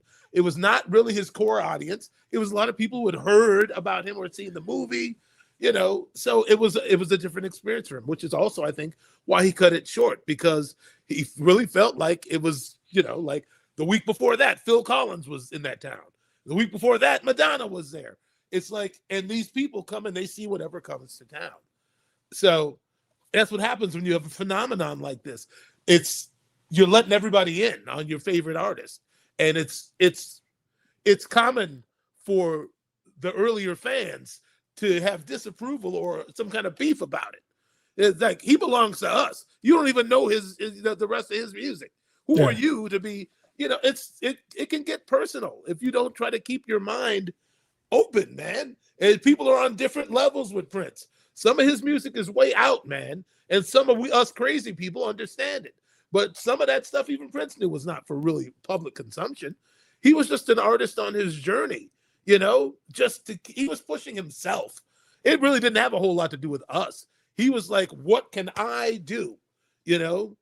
Like to bring this world that I have in my mind to life and invite everybody in on it, Yeah, absolutely. And there's some things that probably should not be out there. I see Top Notch. How can you hate Purple? You can't hate Purple Rain, man. Yeah, we're not hating on Purple Rain, but I think that people are just, especially Prince fans, the ones that are just waiting for the next, unreleased track or being able to hear some new music from Prince, knowing that there's tons of stuff that are out there. Yeah. And has the album or just this, she means the name, the phrase Purple Rain. He wants to be done with it. Yeah. I don't blame you. Yeah, it's just they're going to keep on doing it. Yeah. Top Notch Dana Dane says, I want to see the uncut rated R version of Purple Rain. Heard it was out there. I don't think it. Let me just say that will never see the light of day. I will tell you that right now, that the uncut version of Purple Rain will never see the light of day. Why do you say that? And the reasoning for that is because of some of the scenes in there that were very, very dark, that include rape and a bunch of other different. There was actually a scene. I mean, I'll just say it because it exists, that where Apollonia basically gets raped by Prince. And the thing about this is that the lengths that the estate went to protect the general public from that Netflix special that wasn't anywhere, that wasn't going to have anything that was going to be even remotely close to something like that. It's just not going to see the light of day. It's just not. It's and it wasn't, just to be clear, it wasn't like this. I can't really explain. You can't really like dance around lightly. Well, you're in it now. The topic of rape. I mean, you can't. You can't remove that. But it's in the script. Sure. It was in the script, and it was removed because it just got way too dark, and it was way too. And it was trying to communicate the rawness and some of the. Look, I've never seen it. But I've heard about it, and people have talked about it. And I think it was talked about on an interview with one of the cast members that was talking about the fact that it was in there, and it was like, wow, okay, well, I don't think I'd want to see that at all. Okay. No need. Yeah. So, and again, with the lengths that the state went to keep just some innocuous things that people are really probably don't even really care about, like drug use or whatever else, off of that Netflix special, they're certainly not going to release something that's going to portray him that way. It's not going to happen. This is not going to happen. I'm offended by the idea. Oh yeah. Thank you. Blade Brown said Craig Rice mentioned it. Yes, you're right. Okay. That was, matter of fact, he said it on this show. I was going to say he's due for a repeat on this show. No, yeah. I need to talk to Craig Rice on this show. Craig Rice said it on this show. You're right. Okay. And he's probably said it in other interviews too, but yes, he did it on this show. And he talked about some of the dark things that were in there. And it's like, okay, well, I don't think people need that version of Purple Rain for sure. No. And then what? In the trailer for Purple Rain movie, there's a clip of Prince fighting Jelly Bean. Yeah, I think there is a little, it's like a brief half a second scuffle thing. It's kind of like a thing shift. Yeah, it's all kinds of crazy Bean's stuff. like 7'12", man. How's Prince go fight Jelly Bean? He's punching down. Jelly Bean is he'll murder him. Just holding his head. Oh man. All right, Prince. All right. Okay. All right, Prince. Yeah, all right, Prince. All right. You gave it your all. All right, man. All right. Yeah. Wow. So yeah. This got dark quick. Let's get out of the darkness, man. I didn't want none of that. So let's talk about some of the other releases that were at. Sean Carter says a person would like to see the estate release Black is the New Black. Yes, again, I will explain that one as well. That is the album that is a trio of Mono Neon on bass, Prince on guitar, and who is on drums? Should be Kirk, is it not? Could be Kirk. Yeah, I think it is Kirk on drums. And essentially, it was just this jam session funk thing that they were doing. And the album was actually put together and crafted with the songs, and it's called Black is the New Black. And that still sits there. Again, but the public doesn't know anything about it. So you have to market it in a specific way to a specific people. So are you going to put a bunch ton of effort into creating this album for the Prince fan base, unless you're going to do something like market it out to? I haven't heard a lot of the tracks on it, many tracks at all off of it. So, but what if it's a jazz album? Do you market it to jazz? Do you market it to, there's got to be ways to kind of get the word out there so that when the Grammys happen and they go best new jazz album, Prince has got a shot. Yes, because it's this random release. Because and it's more probable that he's actually going to see life on the Grammy stage again, walking away with awards posthumously, because they're marketing it out to those places. They're marketing it out to the jazz community or the R&B community or what. It's you got to work on the marketing side of things and placing it in the hands of the right people that would cause a resurgence.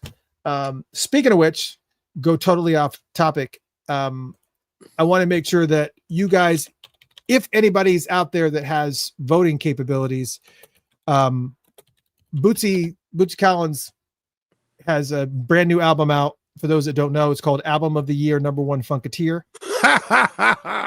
And of course it is. It is the best funk album I have heard in a really long time. It is fan-friggin-tastic.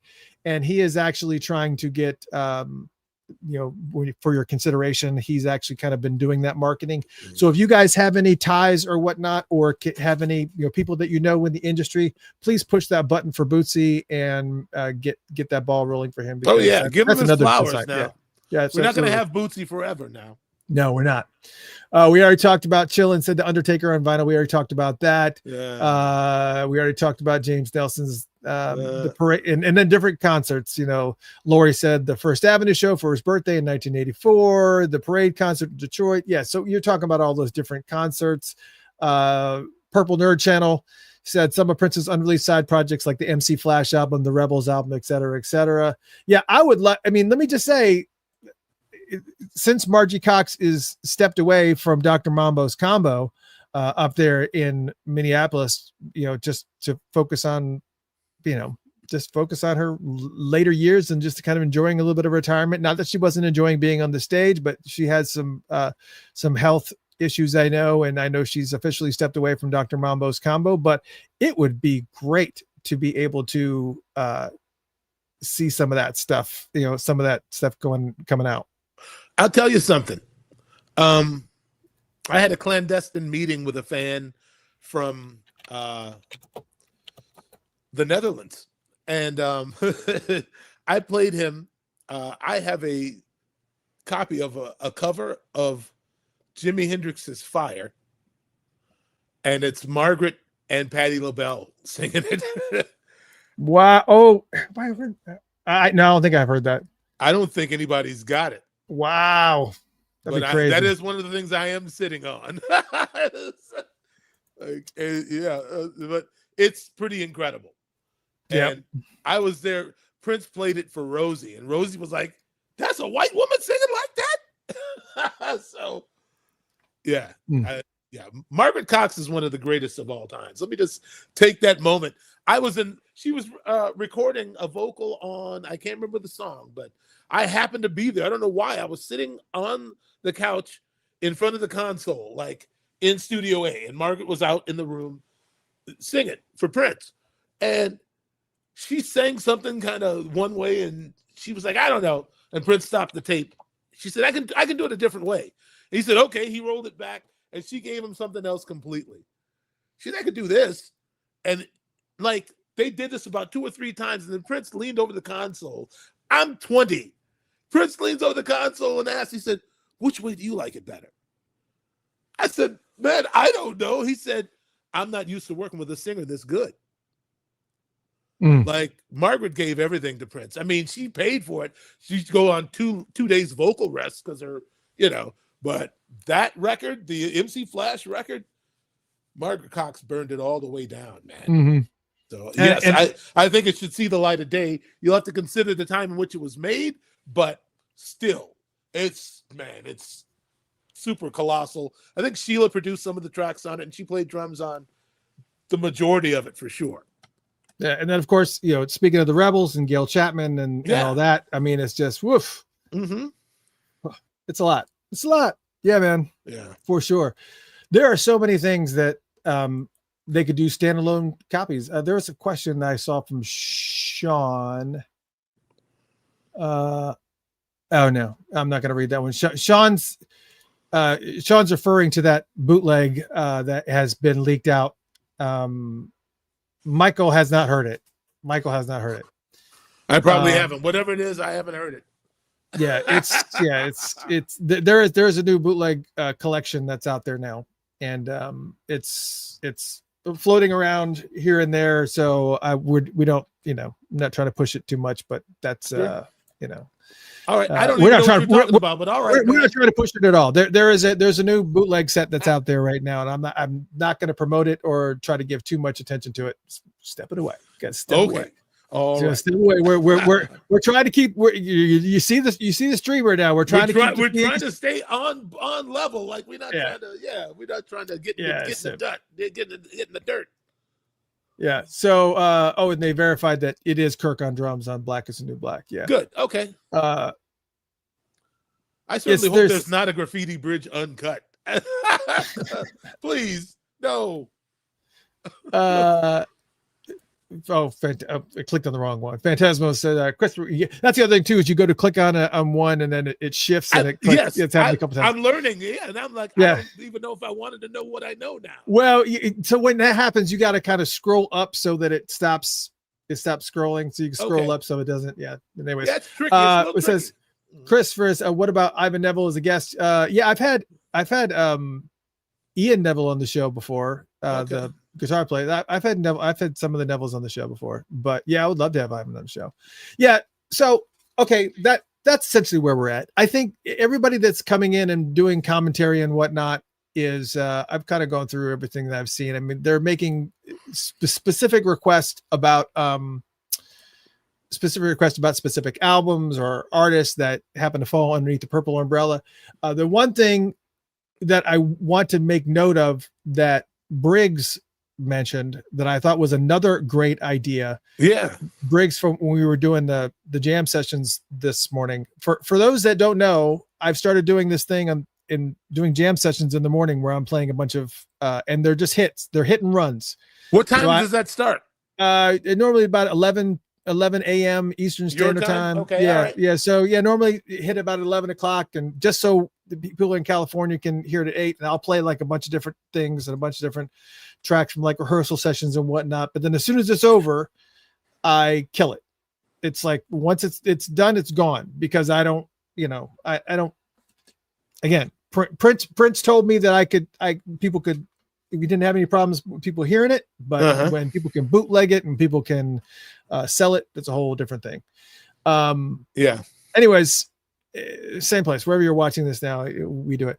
What was I going to say? Oh, but he mentioned during that session, he said, Steve Briggs, you got 2 shout outs.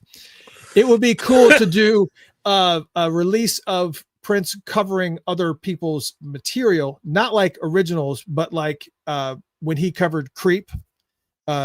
Sure. When he covered Creep at Coachella, Even Flow from Pearl Jam. I mean, he like covered a lot of different types of rock things that I don't think people saw coming. Yeah, that people just didn't see coming. And I think that's yet again another type of release that would draw a lot of attention because it's music that people know, but that they may never heard Prince do a version of. And it would also appeal to the rock communities and that 90s community and some of the, if you're fans of the artist that he's covering, I mean, who would have thought he would have covered Radiohead? I mean, it's just like, you know what? So Radiohead fans were just, I mean, when that leaked online of his performance of Creep. Yeah, he gained a bunch of new fans. It was insane. People were coming from all over the place. And then Prince tried to get it pulled down, but Radiohead was like, no, that's our song. You can't. Yeah, exactly. You can't pull our song down. You can't pull our song down. So it was fine. They left it out there, and he ended up getting, you know, hundreds of thousands of however many of new fans as a result. And he has got tons of different things that the cover that he did with Amy Winehouse of Amy Winehouse's song. There are so many bands and artists that he's covered that he's done amazing stuff with. And that would be another great opportunity for them. There's also this though. It's funny. You jogged a memory for me.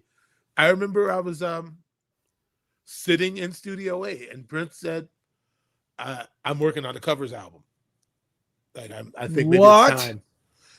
Now he said it, and one time I actually was in Studio A and I saw the lyrics for "Thank You for Letting Me Be Myself Again."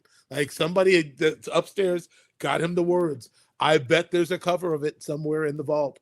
I bet he really made an actual, because around the time that we did "Betcha by Golly Wow," you know, right, and he did "La La La Means I Love You."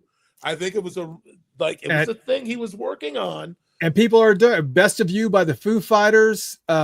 He's covered Michael Jackson. We know that. He's covered Crimson and Clover. That's the one that he did on Ellen DeGeneres. Sure. Mm-hmm. Weren't you playing on that? Crimson and Clover? No.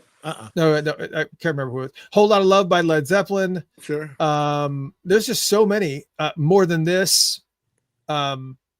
What's that song? "What If God Was One of Us?" One of Us is on One of Us. Yeah. So there's tons of those types of songs that, and he was obviously, he had it in his head, and he's covered Sheryl Crow. There's tons of stuff that he could do a compilation album, or that the estate could put a compilation of, and then push out those individual singles out to those communities, out to those, you know, to the Sheryl Crow fans, to the Led Zeppelin fans. Market. Pow, pow, pow, pow, yes, pow. Market. And just drop. It's like dropping grenades. That's exactly what it is. And and the stuff is in there. It's in the vault. So I think we've given them a lot of great ideas that they can work with, and maybe a little bit more of insight into how they can utilize some of this stuff, especially with, in my mind, while I'm looking forward to that Parade box set. I'm looking forward to the MPG Music Club. I'm looking for, because the power that MPG Music Club will give them to be able to disseminate the music in as quick and an efficient way as possible, and cost effective, and have a paying fan base that would just continue to grow. And when you do little things like that, where you can, you know, drop out, bombs like "Every Day Is a Winding Road," or whatever it is that you want to drop out. I mean, even though some of those have seen the light of day, redo them again. He's done multiple versions of things, and absolutely, repush it out. But "Jealous Again." Yeah, he did. He did cover Black Crowes' "Jealous Again," but it was not. Yeah, he's done. Anyways, there's so many different things that he could do. Yeah, and I'm looking forward to what they're going to be able to come up with.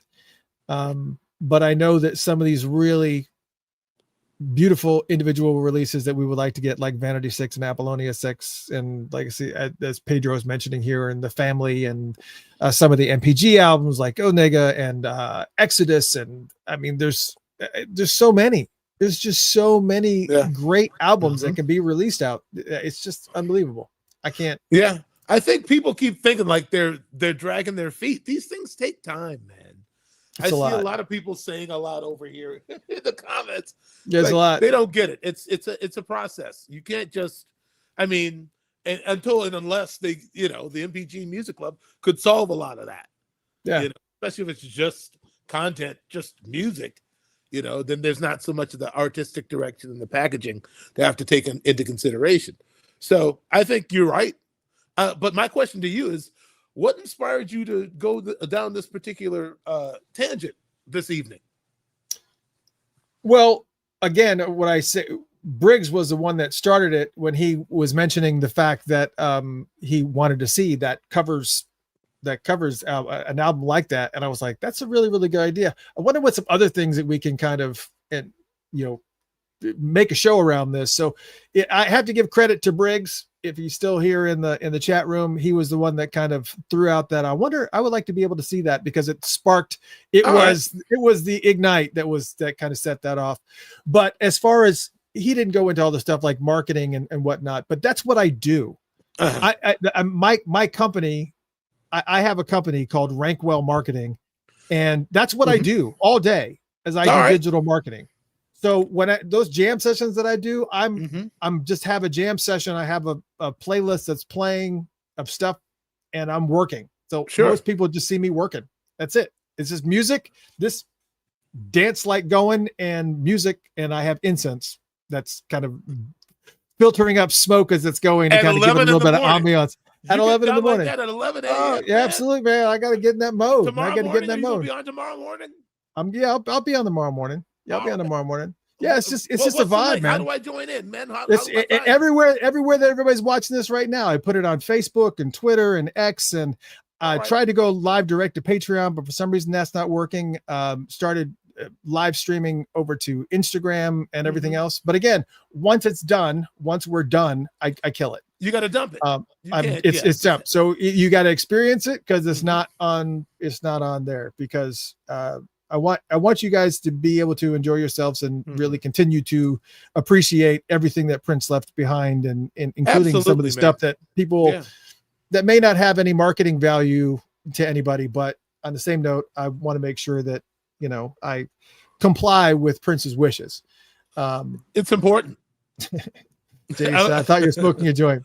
Not no, that was camera. Last week. Yeah. But I also got to be, it is the thing is I got to be, it's basically, it's this incense holder right here that just, I light some incense in it, and it's great because the smoke comes out of these different holes on here. So when you're watching the show, it's like smoke is kind of wafts in from the side. It's like a whole thing. He's serious. It's like a whole thing. Oh yeah, it's fun. Yeah. It's on TikTok. I tried to do TikTok a couple of times, but I can't. I need to get approved for a TikTok live membership, and then I need to tap in to the stream to TikTok, because I just want to be stuck in TikTok's environment. I want to be able to broadcast it to as many people as we possibly can, and then have people enjoy it, and then come in and then jump.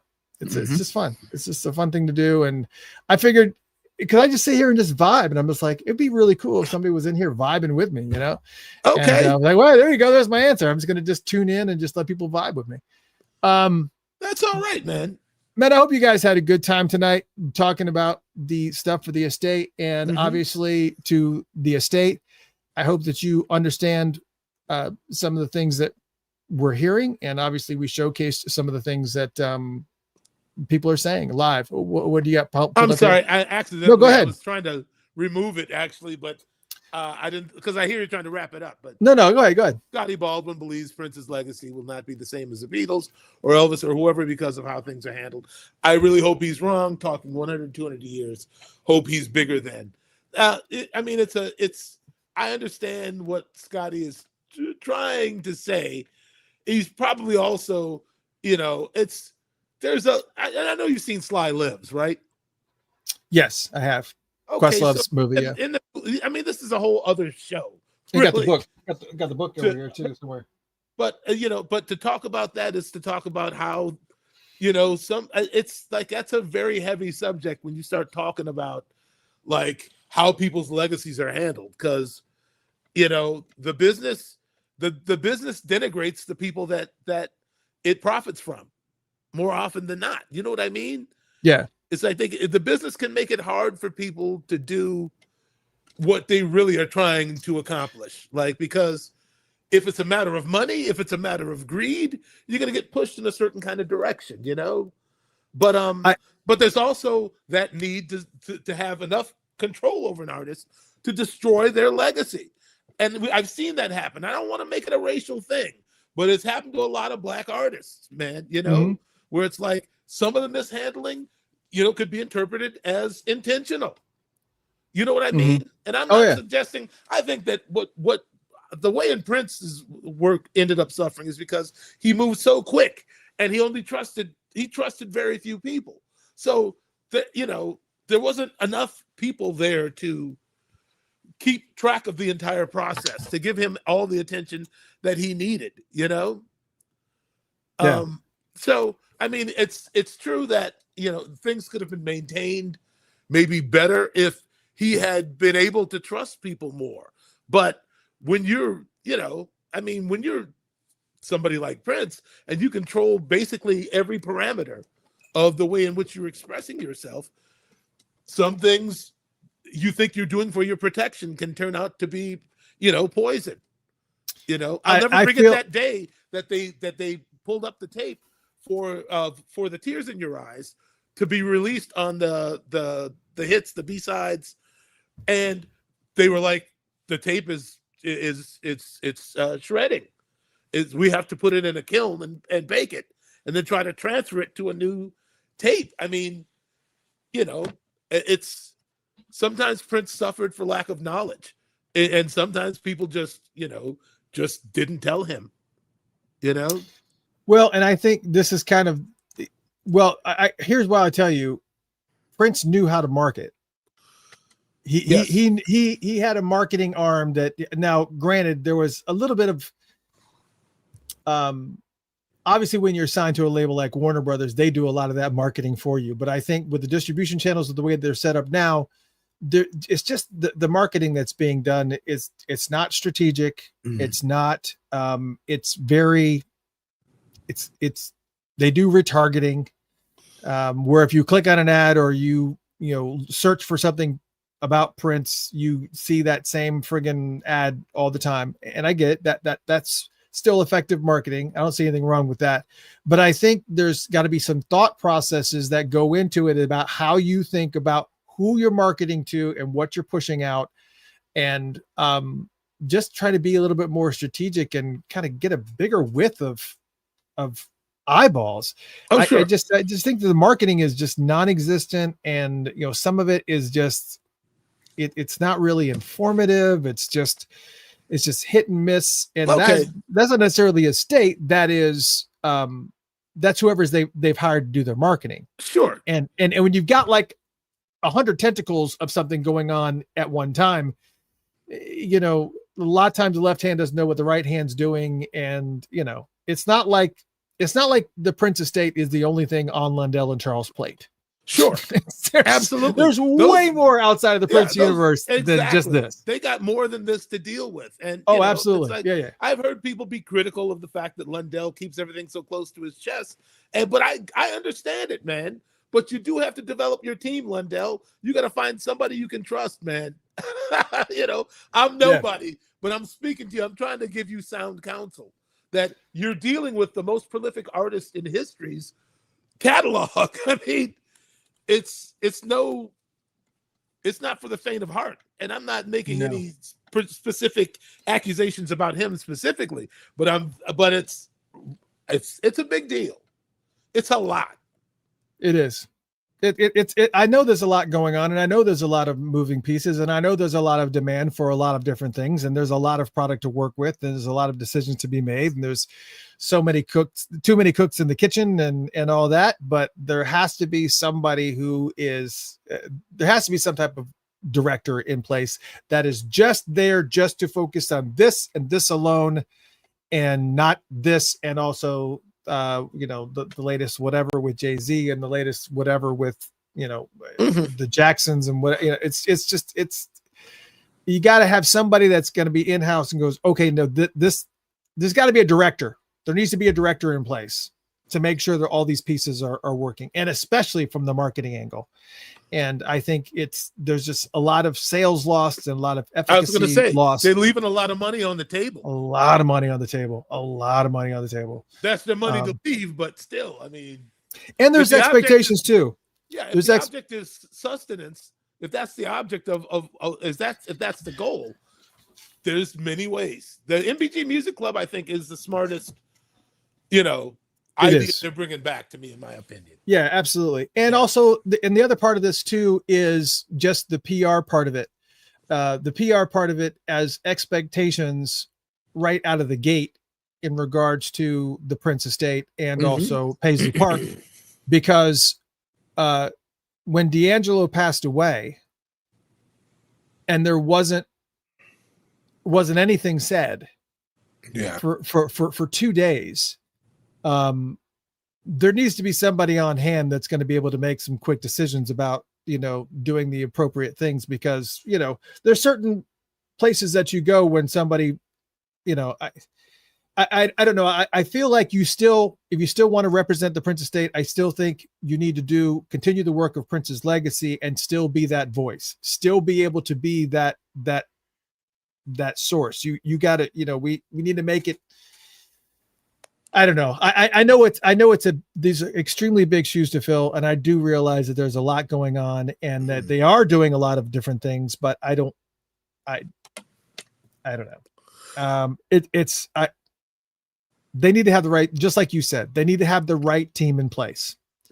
And it takes a team. It seems like there's, the things that we can't see seem to be working well. Because I know that they're working on the parade box set. I know there's a bunch of people involved and working on it, just like Dwayne Tudall was involved with the Sign of the Time. Just like all these, I know there's a bunch of stuff going on in the background, but for the stuff that people can see, that you're actually communicating, it looks disheveled and disorganized and last minute. Like somebody was talking about with the Paisley Park After Dark things. It's like if they're going to have a party this weekend, they would be announcing it like today, maybe 2 weeks in advance. Yeah. So it's just, there's so much going on. I mean, it's, and the estate is an easy target, man. Easy. Let's be fair. Yep. It's, I mean, anybody in their position would have a better sense of what the where the resistance is, like what's trouble and what's not. It's easy to judge from outside. Yeah. Yep. Johnny, you got a point. That. Yeah, and Johnny's got a point. There's a lot going on behind the scenes. That's exactly what we're saying. The fact that we're getting Around the World in the Day with new masters and Atmos remixes is still a big deal. And it is. Those types of things take a lot of work. And then we've already gone through the process about everything that it takes to do vinyl. And then with the parade box set that I know that they're working on now. If they haven't started working on it right now, that can't be true. It can't be true. I can't even absorb that as truth. There's no way that's reality.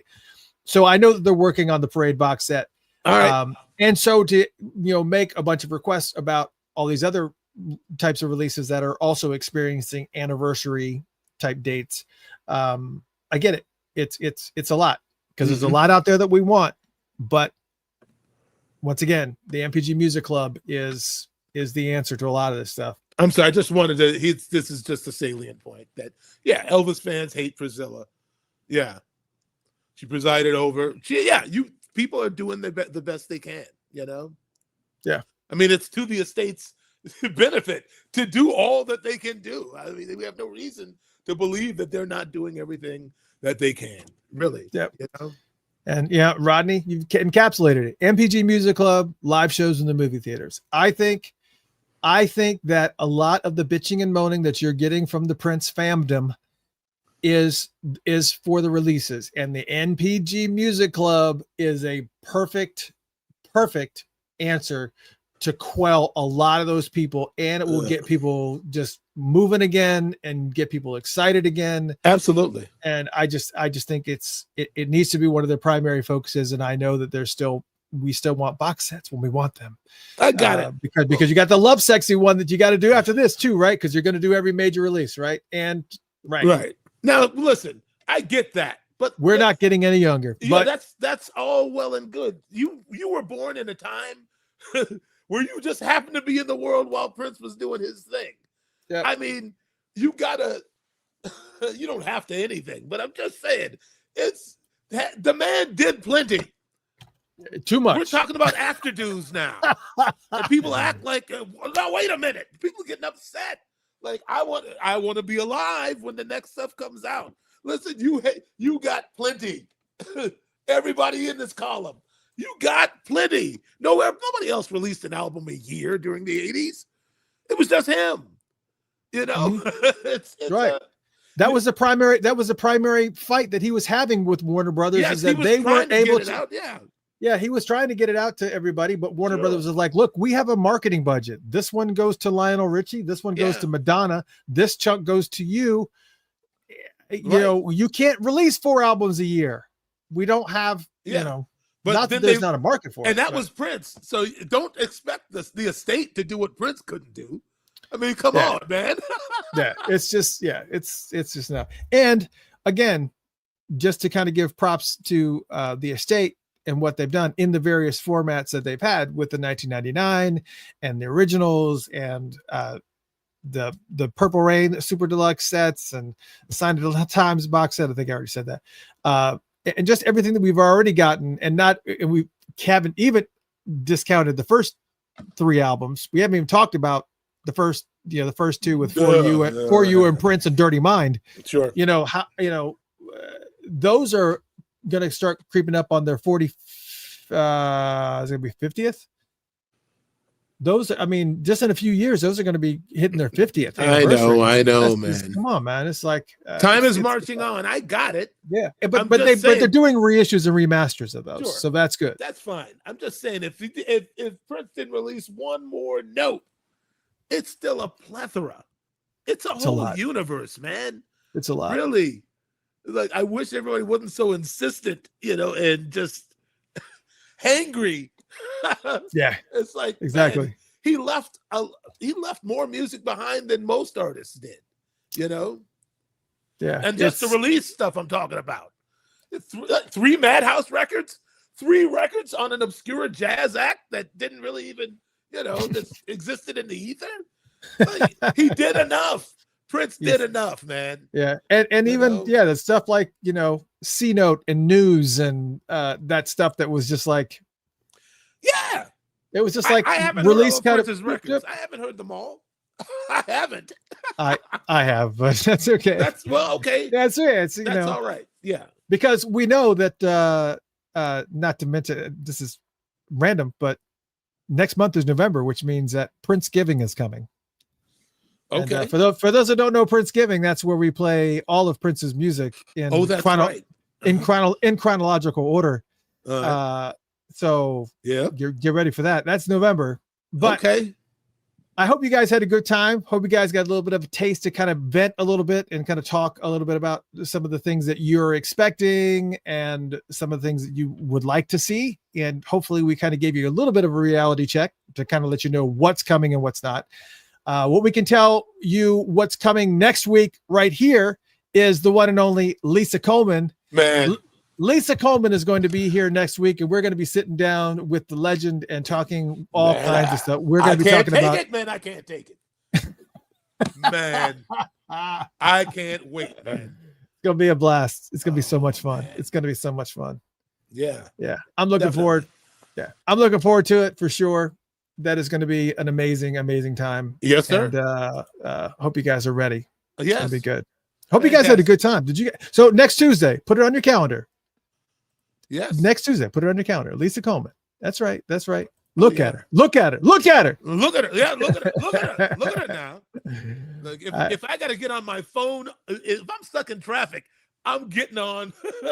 I'm going to get on my iPhone 11 and call in. I can't miss it, man. Yeah, man, it's going to be amazing. Yeah. Lisa Coleman next Tuesday, same place you're tuned in right now. Just tune in again next week at the same time. Well, you don't do it right now at the same time, but 8 p.m. Eastern Standard Time, 7:45 is when we do the little. That's right. I hope you guys had a good time. It's been an amazing, amazing, fun journey, as always, as every Tuesday night is with you fine folks. And man, you guys have, I mean, is the water warm enough? That's right. Yes. Yeah. All right. I hope you guys had a good time. We'll see you next week with Lisa Coleman. I'm your host, Mr. Christopher. This is the man with the plan, Mr. Michael Bland. Yes. And we'll see you tomorrow morning too, or do a little breakfast jam session for about an hour and a half or whatever. Yeah. So just keep tuned down. Subscribe and listen. Yeah. Subscribe, follow, and you'll get a little bit of an alert when it comes up. You know, follow us wherever you're watching us. That's, you know. All right, man. Yes. Fantastic. All right. Let's just get. I'm trying to star all these comments. Oh, you getting them ready? Okay. Getting them ready for the thank you. Yeah, getting ready for the outro. Yeah, and everybody that's regular here knows the drill. When I start saying goodbye, they start saying great show, blah blah blah blah. Because at the end we kind of do a barrage of these. So it's a great move, man. I applaud you. A little mini shout out. All right, we love y'all. We'll see you next Tuesday. Lisa Coleman will be here too, so you know where to be. Follow, like, subscribe. Bye.